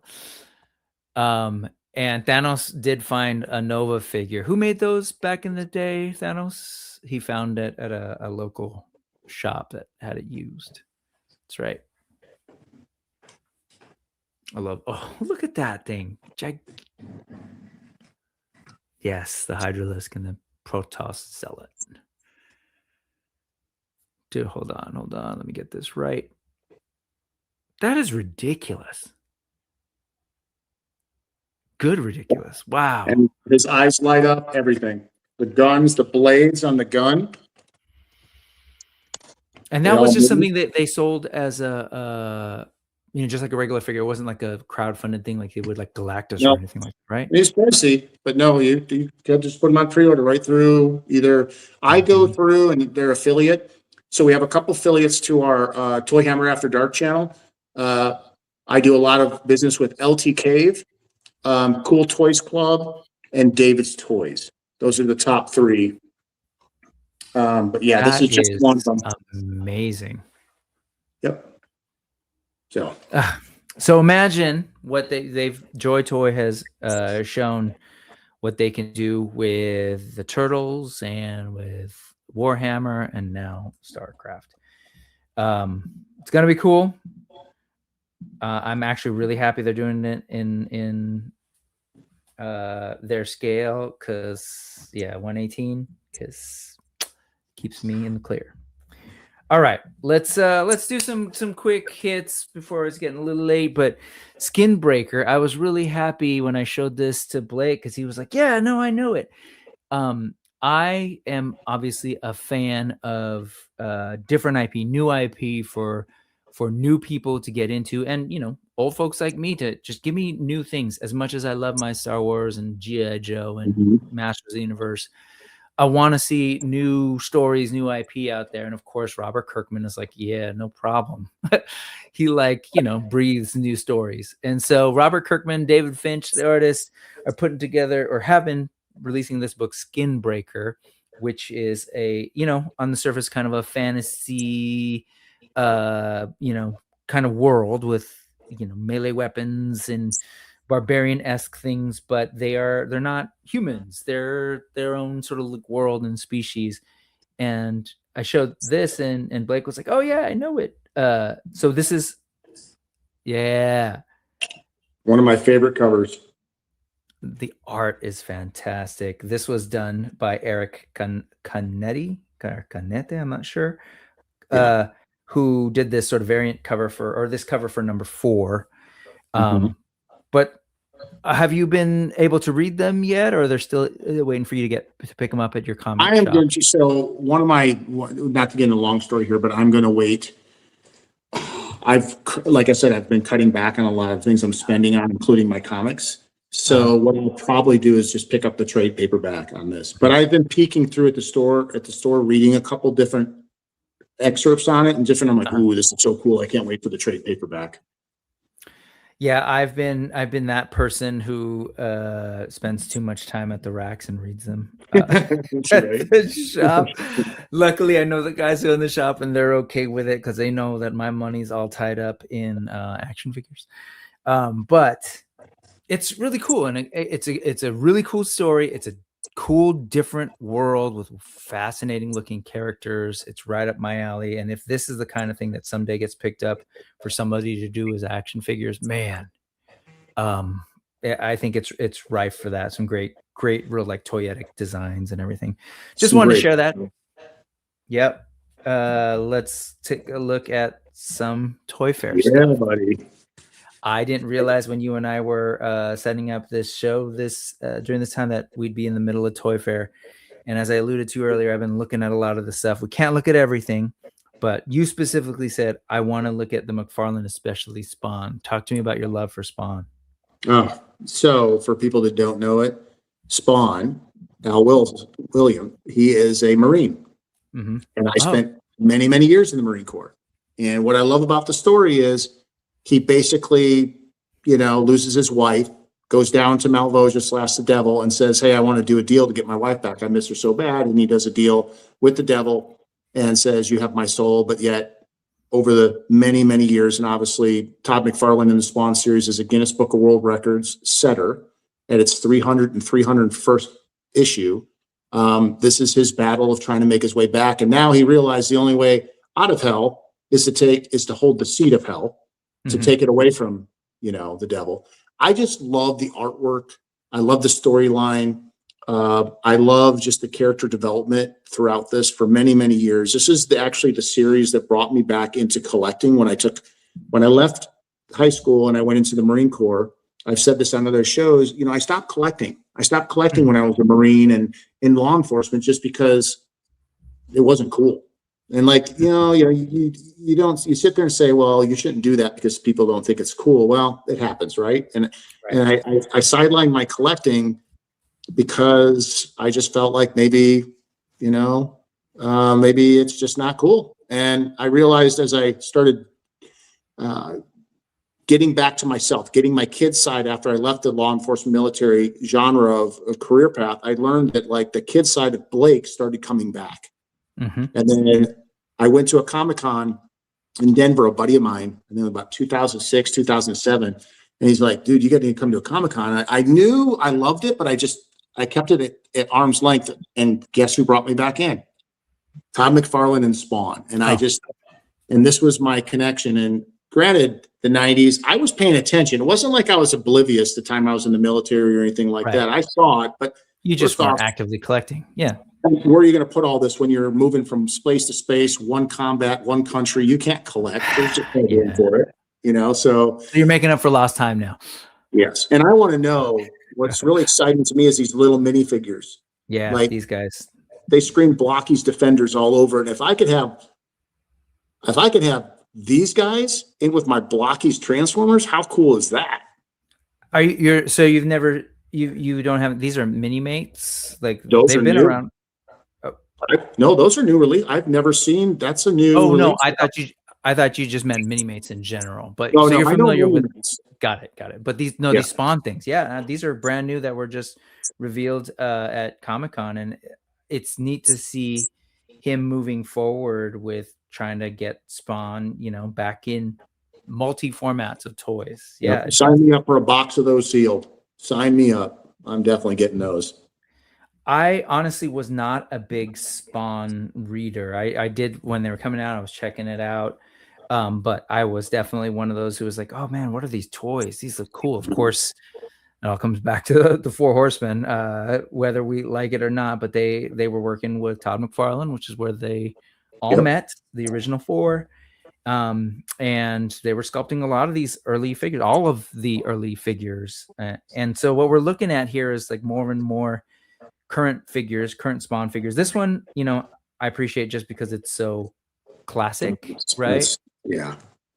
But that is Spawn in the retro sense. That is 100%. Yep. But then retro even Spawn. This guy, the redeemed Wings of Redemption, the new version on the regular size with full articulation. I've been wanting that figure for a long time. So I'm excited that he's done some other figures. I collected all his new Spawn Universe figures, but he's starting to bring some of his old cover statue versions that he did back in the 90s and stuff like that. He's starting to bring them to the articulated form now, which is really cool to see. Yeah. Well, I've always got sort of laughed at some of his designs. I was like, oh man, this is funny, the asymmetry, but it's cool. You know, it's a signature look and it's very 90s. But this is cool. I really like this sort of movie style body on this one. I think it fits really well with the stuff that you and I collect on the shelf. But it is cool to see. I gotta give it to McFarlane. I think, you know, he lost a big license this last year essentially, and moving forward, that's the DC license is going to transition over to Mattel. But I love that part of what he's sort of like filling the gap with is a lot more Spawn. So I think that's pretty cool. Like, yeah, but also other image founders and other sort of like what do they call them? Creator owned characters. Like he's bringing some of those things that we this love. Guy's great. So Eric Larson's Savage Dragon. Yeah, Savage Dragon. I love this guy. I haven't been following to sort of know this look in particular, so I will say, like, I was like, oh, what's that? Is that how he looks now? And I wondered, like, oh, you know, I remember Savage Dragon without the sunglasses and the mustache, but apparently, thank you, Robo. There's an alt head that they're showing off at Toy Fair, and I was like, oh, okay, now we're like, so I love that you got both looks. Yeah, you know, you know, McFarlane comes under a lot of criticism, and I think it's very unfair in the aspect of, you know, for the price point, yes, some of his figures have creeped up, depending on what it is, right? He has different lines. He has the Ultimate line, which is around, you know, $40-$50, but comes with soft goods and metal chains and stuff. So I talked about this on Off-World the other night. I brought out the Doom figure, his Ultimate Doom figure from the new Doom Slayer. That figure is phenomenal. And if I can tell you right now, he's got soft good fur cape, metal chains all the way around him, metal chain for his mace, all this stuff. That is definitely worth $50. When McFarlane does a figure and he puts effort and time in it, let's put it this way. Todd McFarlane's sculpts are phenomenal. He's always had amazing detail in sculpts. Whether you like the statue version, because Todd is he's very pro statue. He doesn't like to see lines cutting up his work. And I get that. And I respect that. But he gets the DC license. And I just want to say this, a shout out to Todd. He took the DC license and he did things that nobody ever thought they would get figures in. He did deep cuts, dark metal, you name it. And he nailed them. He nailed these figures. And maybe they're not your thing. For a lot of these figures were $19, $21. And you were getting figures that, you know, 2, 3, 4 years prior, you would have never dreamed that you were going to get out of DC, you know, because the money's not in these. They're in Batman, you know, and one of the main reasons. There's a reason why he kept making Batman. Yep. And there's a reason why Todd left Marvel and some of the other things is he's like, I want to make other figures for people out there that like other characters. And he's done that with his toy line as he's progressed. He started making things besides a Spider-Man or a Batman or whatever, the money makers, which we all know sell. So kudos to you, Todd. I am not a big fan of this character. I've kind of dissed it a lot on other things, and I don't like to be so negative, but sometimes, yeah. Who So is that anyway, character? here he is. Who is For those of you that are into him. I don't know this character. Who is this? Oh, really? Okay. Well, maybe because you were serving. Man, I felt like this character was on every multiple pages in Wizard magazine. There were posters everywhere. They're like, you need to. His name was I kind of blocked out his name, but someone reminded me on a Discord yesterday. Shadowhawk. Oh, that's Shadowhawk. Okay, all right. And okay, I'll say it. I'll say it on my show. I called this AI art before AI, because you could kind of see where this artist was seeded by other artists and other characters and kind of worked it in. That said, hey, I get it. This is this person's passion. They created it, and I know it was actually Jared Toybro on a Discord. He's like, after I made my comments, he's like, "Come on, man, you can't talk badly about Shadowhawk." I was like, okay. But one last thing I want to say about McFarlane. I've given him plenty of kudos and shout outs. Yeah. Tom, if you ever watch this show, and I don't know if you're ever going to watch a show like this, but if you do, please put thigh swivel into your figures so you can actually do something with them. That's my only gripe about McFarlane figures is there's no thigh swivel. You can't turn their leg. If you go back to that picture of Shadowhawk, especially if you're doing toy photography or posing, look how his foot, look at his knee on his one knee, how it's pointing inwards, but his foot's anatomically, you can't do it because there's no thigh swivel.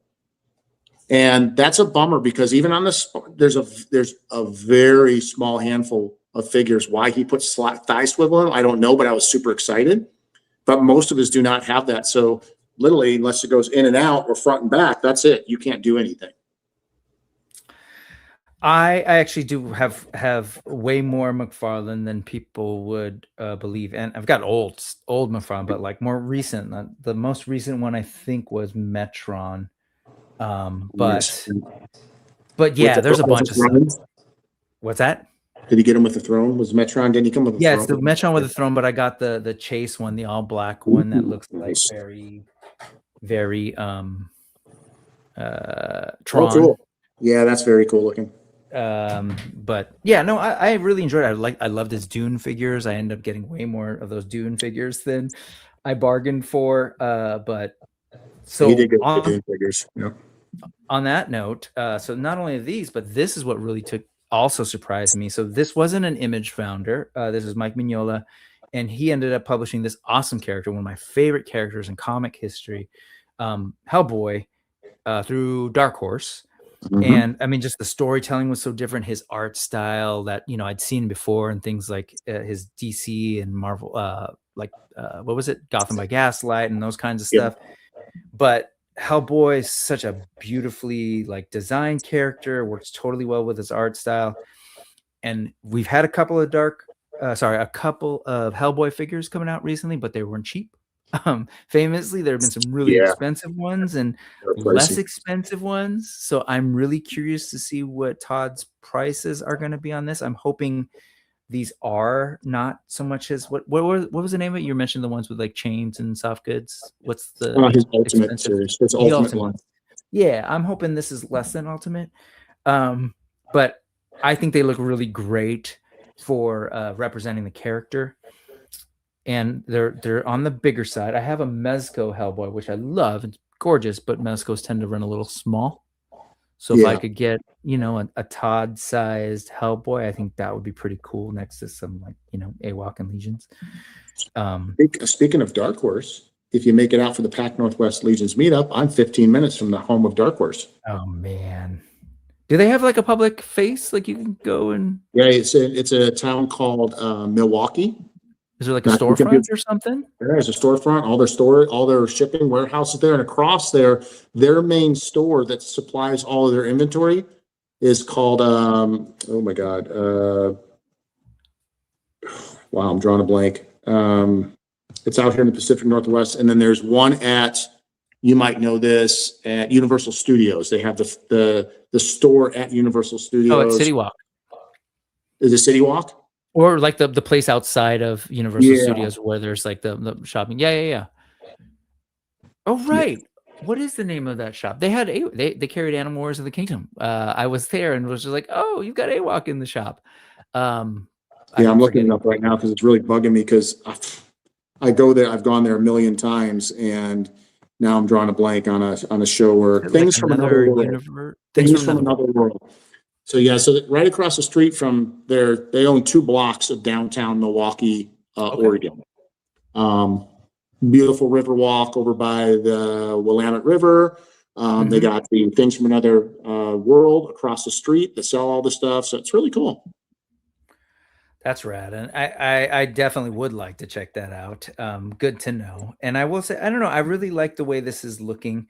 I know like it's got to do like some of this sort of what people often refer to as sort of cell shading to kind of mimic that Mignola art, like the shadows on his eyes and stuff, which I think it looks, this actually is a good take on it. It just looks different when you've got them next to other types of figs.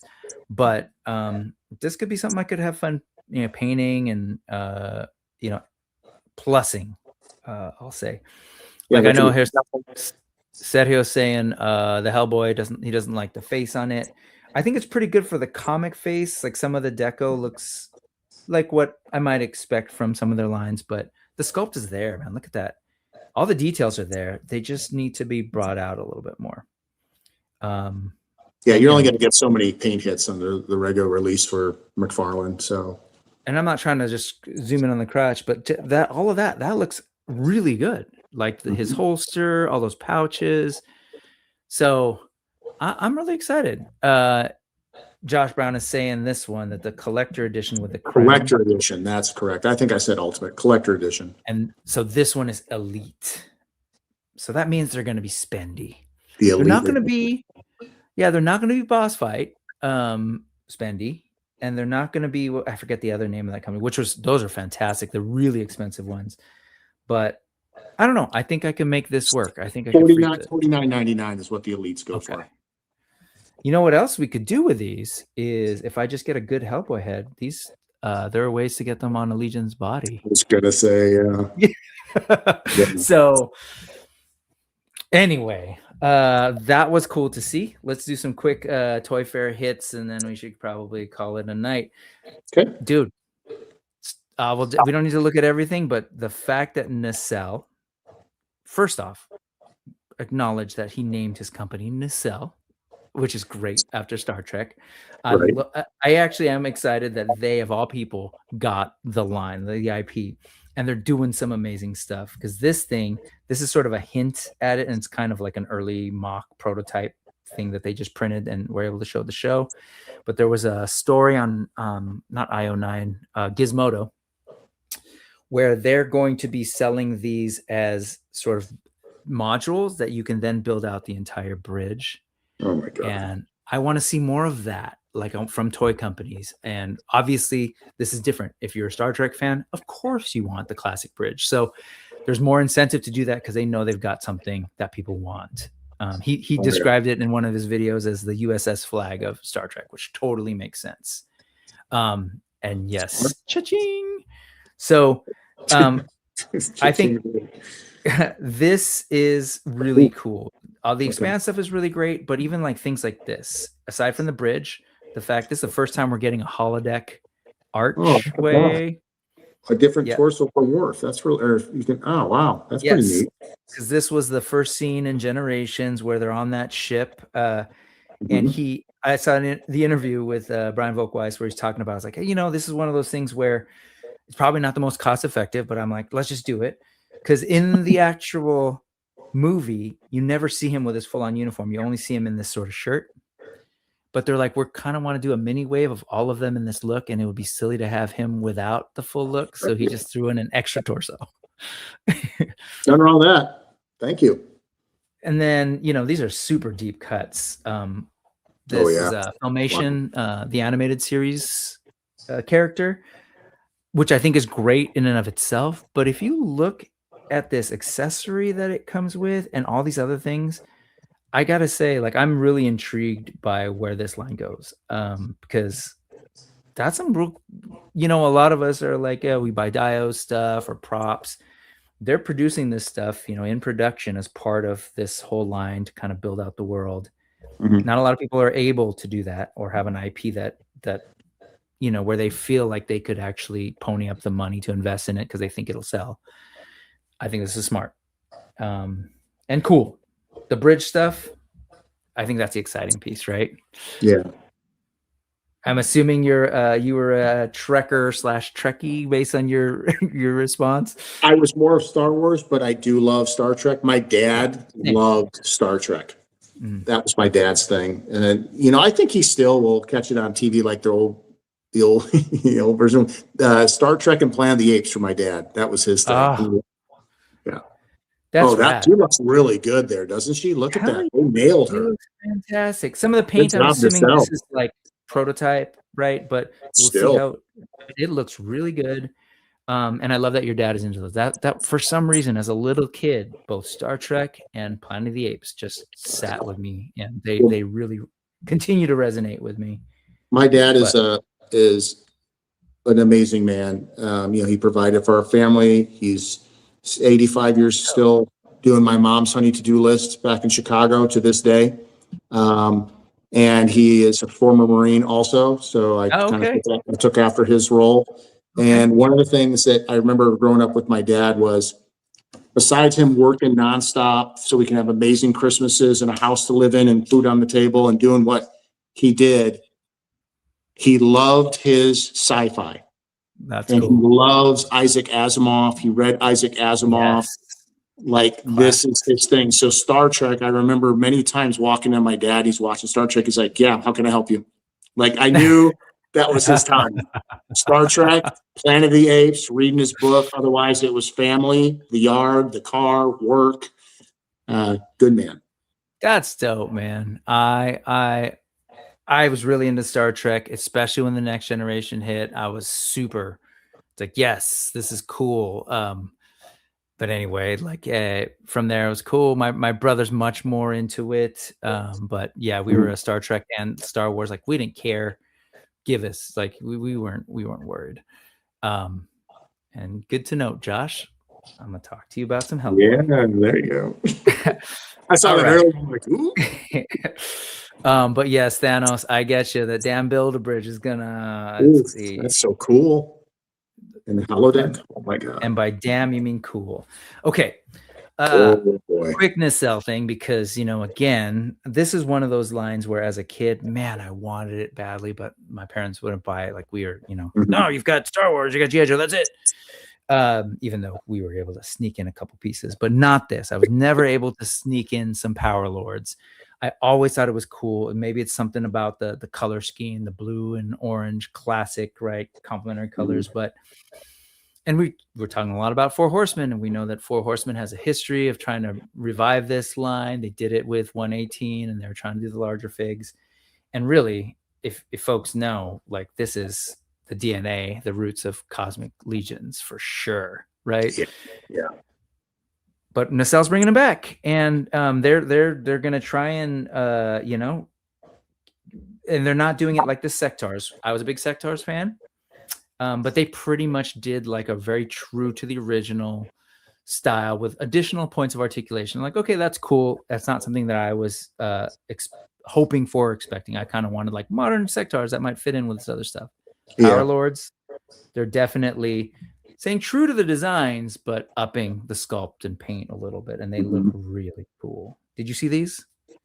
I did. Yeah, I think it's pretty neat. When I saw the Sectors at Walmart, I was kind of between you and I mean, I was I wasn't quite sure. Yeah. And I would have loved it, I would have loved to seen, I know it would be a little bit more expensive, but I would have loved to seen a Sectar, a step up version. I would have bought those. That's exactly what I wanted and got excited for. And because I was really into Sectars, and talk about the designs would look so great in. But that said, they gave us what they gave us, and I think it's great for the Sectars fans who wanted to complete, because they're giving characters that just weren't made back then. So that's cool. This, however, looks like something that might work for me. Pretty cool sculpts that. This giant bug is fantastic. Arcus. got the alternate head, although I'm not totally sure about the difference. Oh, the mouth maybe. But look at that.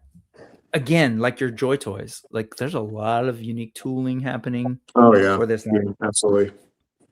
They're doing I wonder if you get the stand with it so you can cradle in there, like that yellow stand that it's sitting in there, because it looks like it was kind of made for that. So I wonder if that's going to come with like the figure. Looks like it might.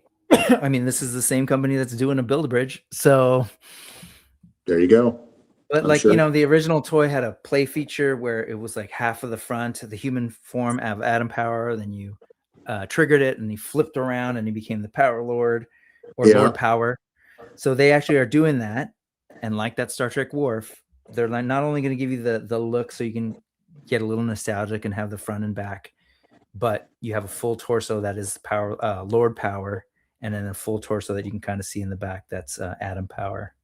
Mm-hmm. Really cool. I'm excited about these. Like, you know, look at that. It's a cool sculpt. The Four Horsemen one, of course, is gorgeous. Yeah. I think this is just, it's sort of right there. Like, yes, this is the kind of quality I'm looking for. Well, it's definitely nostalgic. 100%. Ooh, that's a good look right there. Oh, those are cool. This one? Yeah. I like the look on it. Yeah. So we'll see what the finals look like. I'm curious, but I love that he's, you know, raging out or whatever. I'm a sucker for blue people, whether it's Thrawn or some, you know, some Hindu god deities. I've always, for some reason, gravitated. All right, let's close out with, for me, at this point in my modern collecting, a lot of it comes back to Masters of the Universe. I got excited about collecting figures again when they announced Masterverse, because they announced like, hey, it's a new collector line. I wasn't around and didn't have the cash or had no business of collecting Motu Classics. I just watched that from afar. When they announced this, I was like, cool, I'm in on this. I want to check this out. And I've loved Masterverse. And so they announced recently that, you know, they're going to do a little bit of a reset. This is going to be sort of their main new line, which is Motu Chronicles, which is going to kick off with the movie stuff. And I know there's been you know, collectors are going to do what they do. And there's been a lot of like, oh man, I wish they had finished this, or I don't like the new thing, or I don't like the live action movie, whatever. I'll just look objectively. These things are, as much as I love Masterverse, an improvement in terms of articulation, face sculpts for sure. This Battle Cat is amazing. So they showed more of this at Toy Fair, and the best thing that I've seen of it in terms of coverage is Pixel Dan, who's like really what Mr. Masters of the Universe himself. He did a video that he dropped, I think it was just today, where he got to, as he says, can I just say that I'm the first person, even though that might not be true, the first person to unbox these things? You rock it. You rock it, man. But he showed off the articulation, and these are definitely an improvement beyond what Masterverse has done. It's got the butterfly. It's got I think a ball joint going on the head. It's got double knees and elbows, which Masterverse did as well. But the anatomy, I really like what's going on. It's got sort of import style joints going on, the way that that's constructed. So it's clear to me that Mattel has been watching the marketplace as they've continued to put out Origins and Masterverse or whatever. And they've been working behind the scenes and are like, okay, let's reset. Let's move forward with this new thing, at least for the movies. My understanding is, I know the language was a little bit vague around Masterverse, but it seemed pretty clear to me that they said that, hey, we're going to continue out all the stuff that we've announced, but Chronicles really is going to be the main line at retail. We might do occasional sort of vintage collection Masterverse at Mattel. What is it? Mattel Creations. Yes. I'm sober enough and humble enough to step aside and be like, okay, I really like Masterverse. These are a little bit smaller, but I can't argue with like what I'm seeing. And I'm really impressed with what Mattel's doing with this line, with what they showed for K-pop Demon Hunters. Like they're doing a bunch of stuff that, like, again, import quality with face plates. and even their DC stuff, the kids line, the sculpts on them, I was like, wow, okay, they're stepping it up. You got a nice ball joint waist that I dreamed of for Masterverse.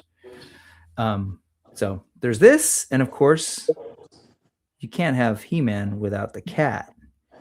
And this thing is fantastic. It's got the glass eyes going on so that it looks like they're sort of like moving. So can I interrupt you there? Go for it. So I collect the Masterverse line, and New Eternia of that best line is my favorite. Yeah, I love it too.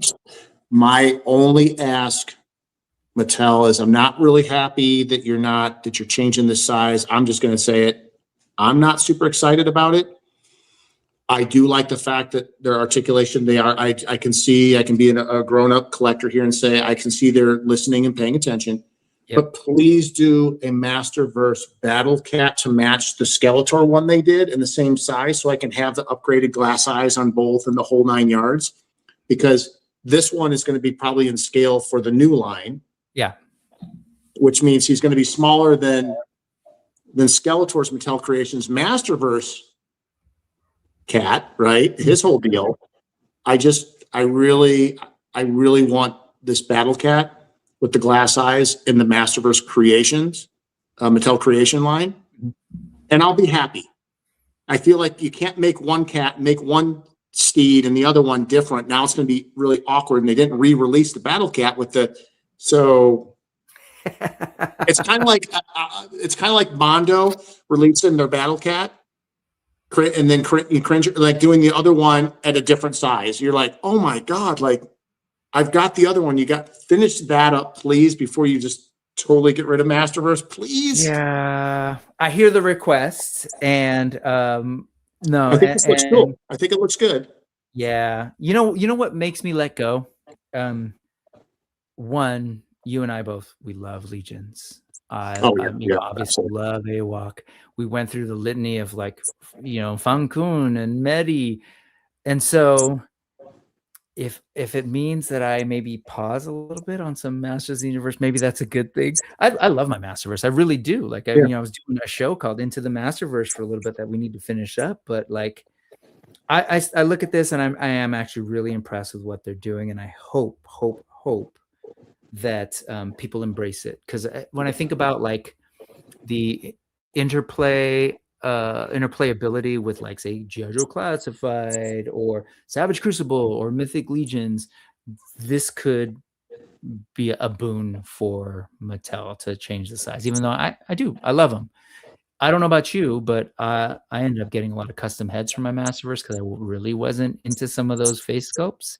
Yeah. These they're looking like people. But we'll see how this goes. I agree so much with Allison that the movie will bring in a lot of people back into MOTU, so that in 2027 they can extend into different lore, extend into different lore to hopefully keep it fresh for the new and new old fans from the movie. I really hope so. And also, it's called MOTU Chronicles. I don't think that's movie specific. It's pretty, like Masterverse could be like an umbrella where they did New Eternia and all these things. Mm-hmm. I would love to see MOTU Chronicles continue on that path. Give us the sublines, give us some She-Ra, Princess of Power, maybe do a thing like New Eternia, maybe. And I know that's a bummer, especially if you've invested in that New Eternia Evelyn, the most recent one, is one of my favorite figures. She looks so good. She does.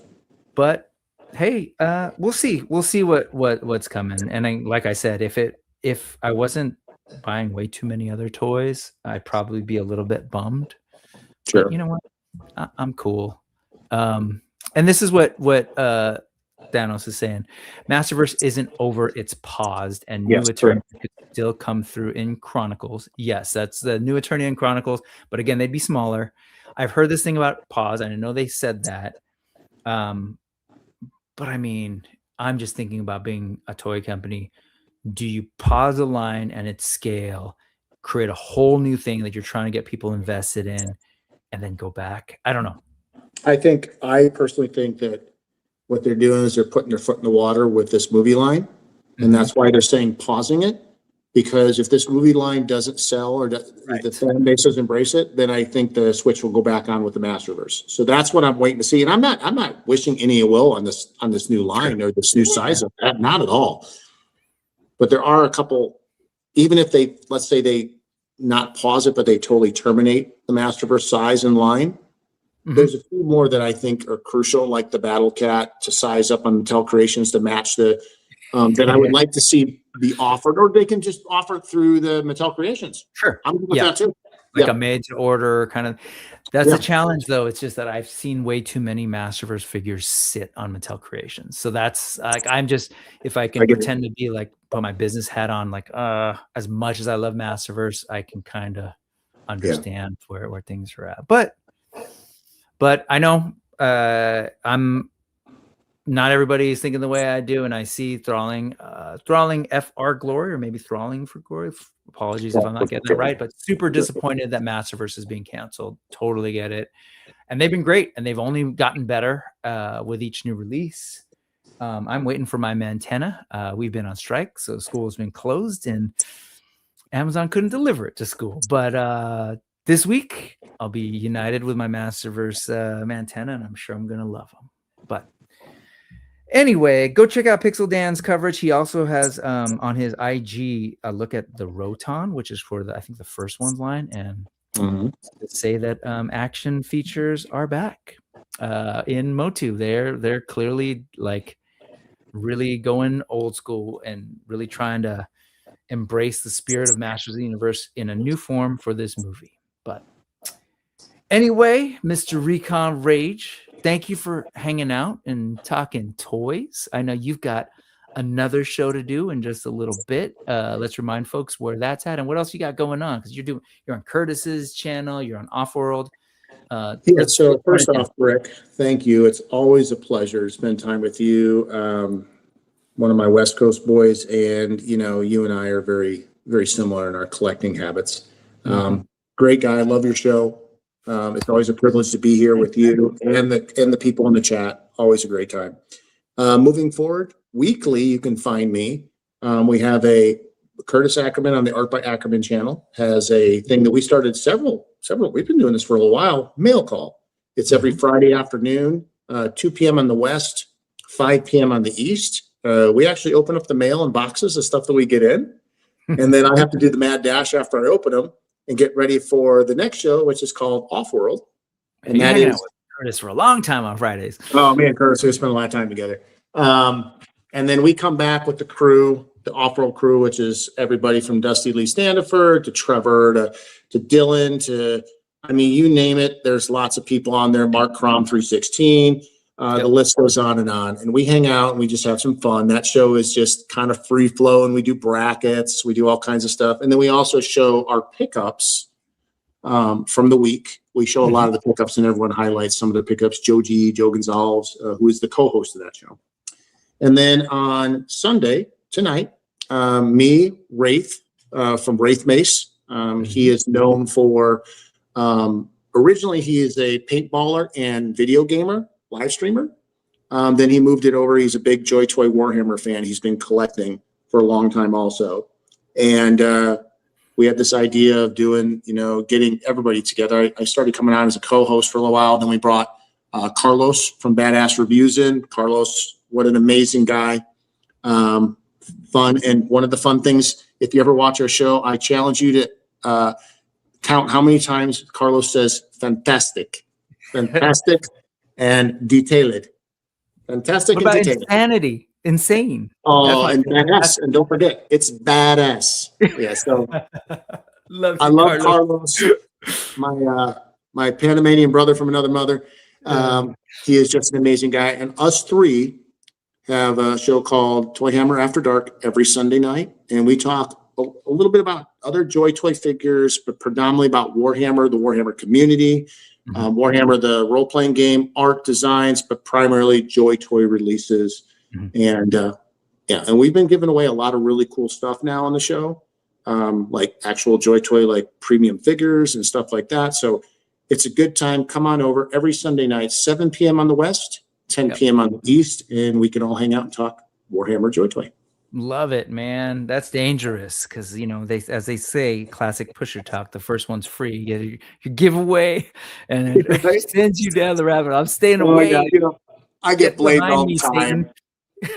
Rick, if I had it, you know, I got a lot of people into Monster Force. I've gotten a lot of people into Blockies. I've gotten many people into Joy Toy Warhammer. And they always refer to me as the ultimate enabler. And I joke around, I carry a jacket and I say, hey, you see something in here you like? But here's the problem. If you know anything about an enabler or a drug dealer, a toy dealer, the key is you do well as long as you don't use. But I use. You know what I'm saying? High in your own supply. It's not a profitable business for me. It's just out of pure love. Yeah. Right on, man. No, that's what this show's about. It's just like letting people know about what's some cool stuff out there and hanging out with cool folks like you and just, you know, doing our thing. Toy Talk. I can't wait for June. That's going to be super fun. Again, you've got a collection that I'm going to check out, man, IRL. So, all right, man. Well, in about an hour, you can go hop over to Wraith Mace and check out those fellas on Toyhammer After Dark. Let's see. I've got a couple great guests coming up next week. I believe it's 796 Studios. Mario, he's got some custom stuff. I've got a bunch of cool folks coming through, so check that out and check out all the links that are, you know, all that stuff in the description and yada yada. Thank you for the likes. Appreciate that, and comment if there's something that you're into. If you have the similar addiction that we have, and if you need help, we could use the comments as a intervention. So all right, folks, thank you so much. I hope everybody has a great week. Blake, I really appreciate you. We will talk again soon, my friend. And absolutely. Bye, everybody. Enjoy your toys. Be happy. Peace, power, all the things. Bye-bye. Thank you, folks. And hit end stream. I hope the stream didn't cost you too much money. Be careful out there. Here we go.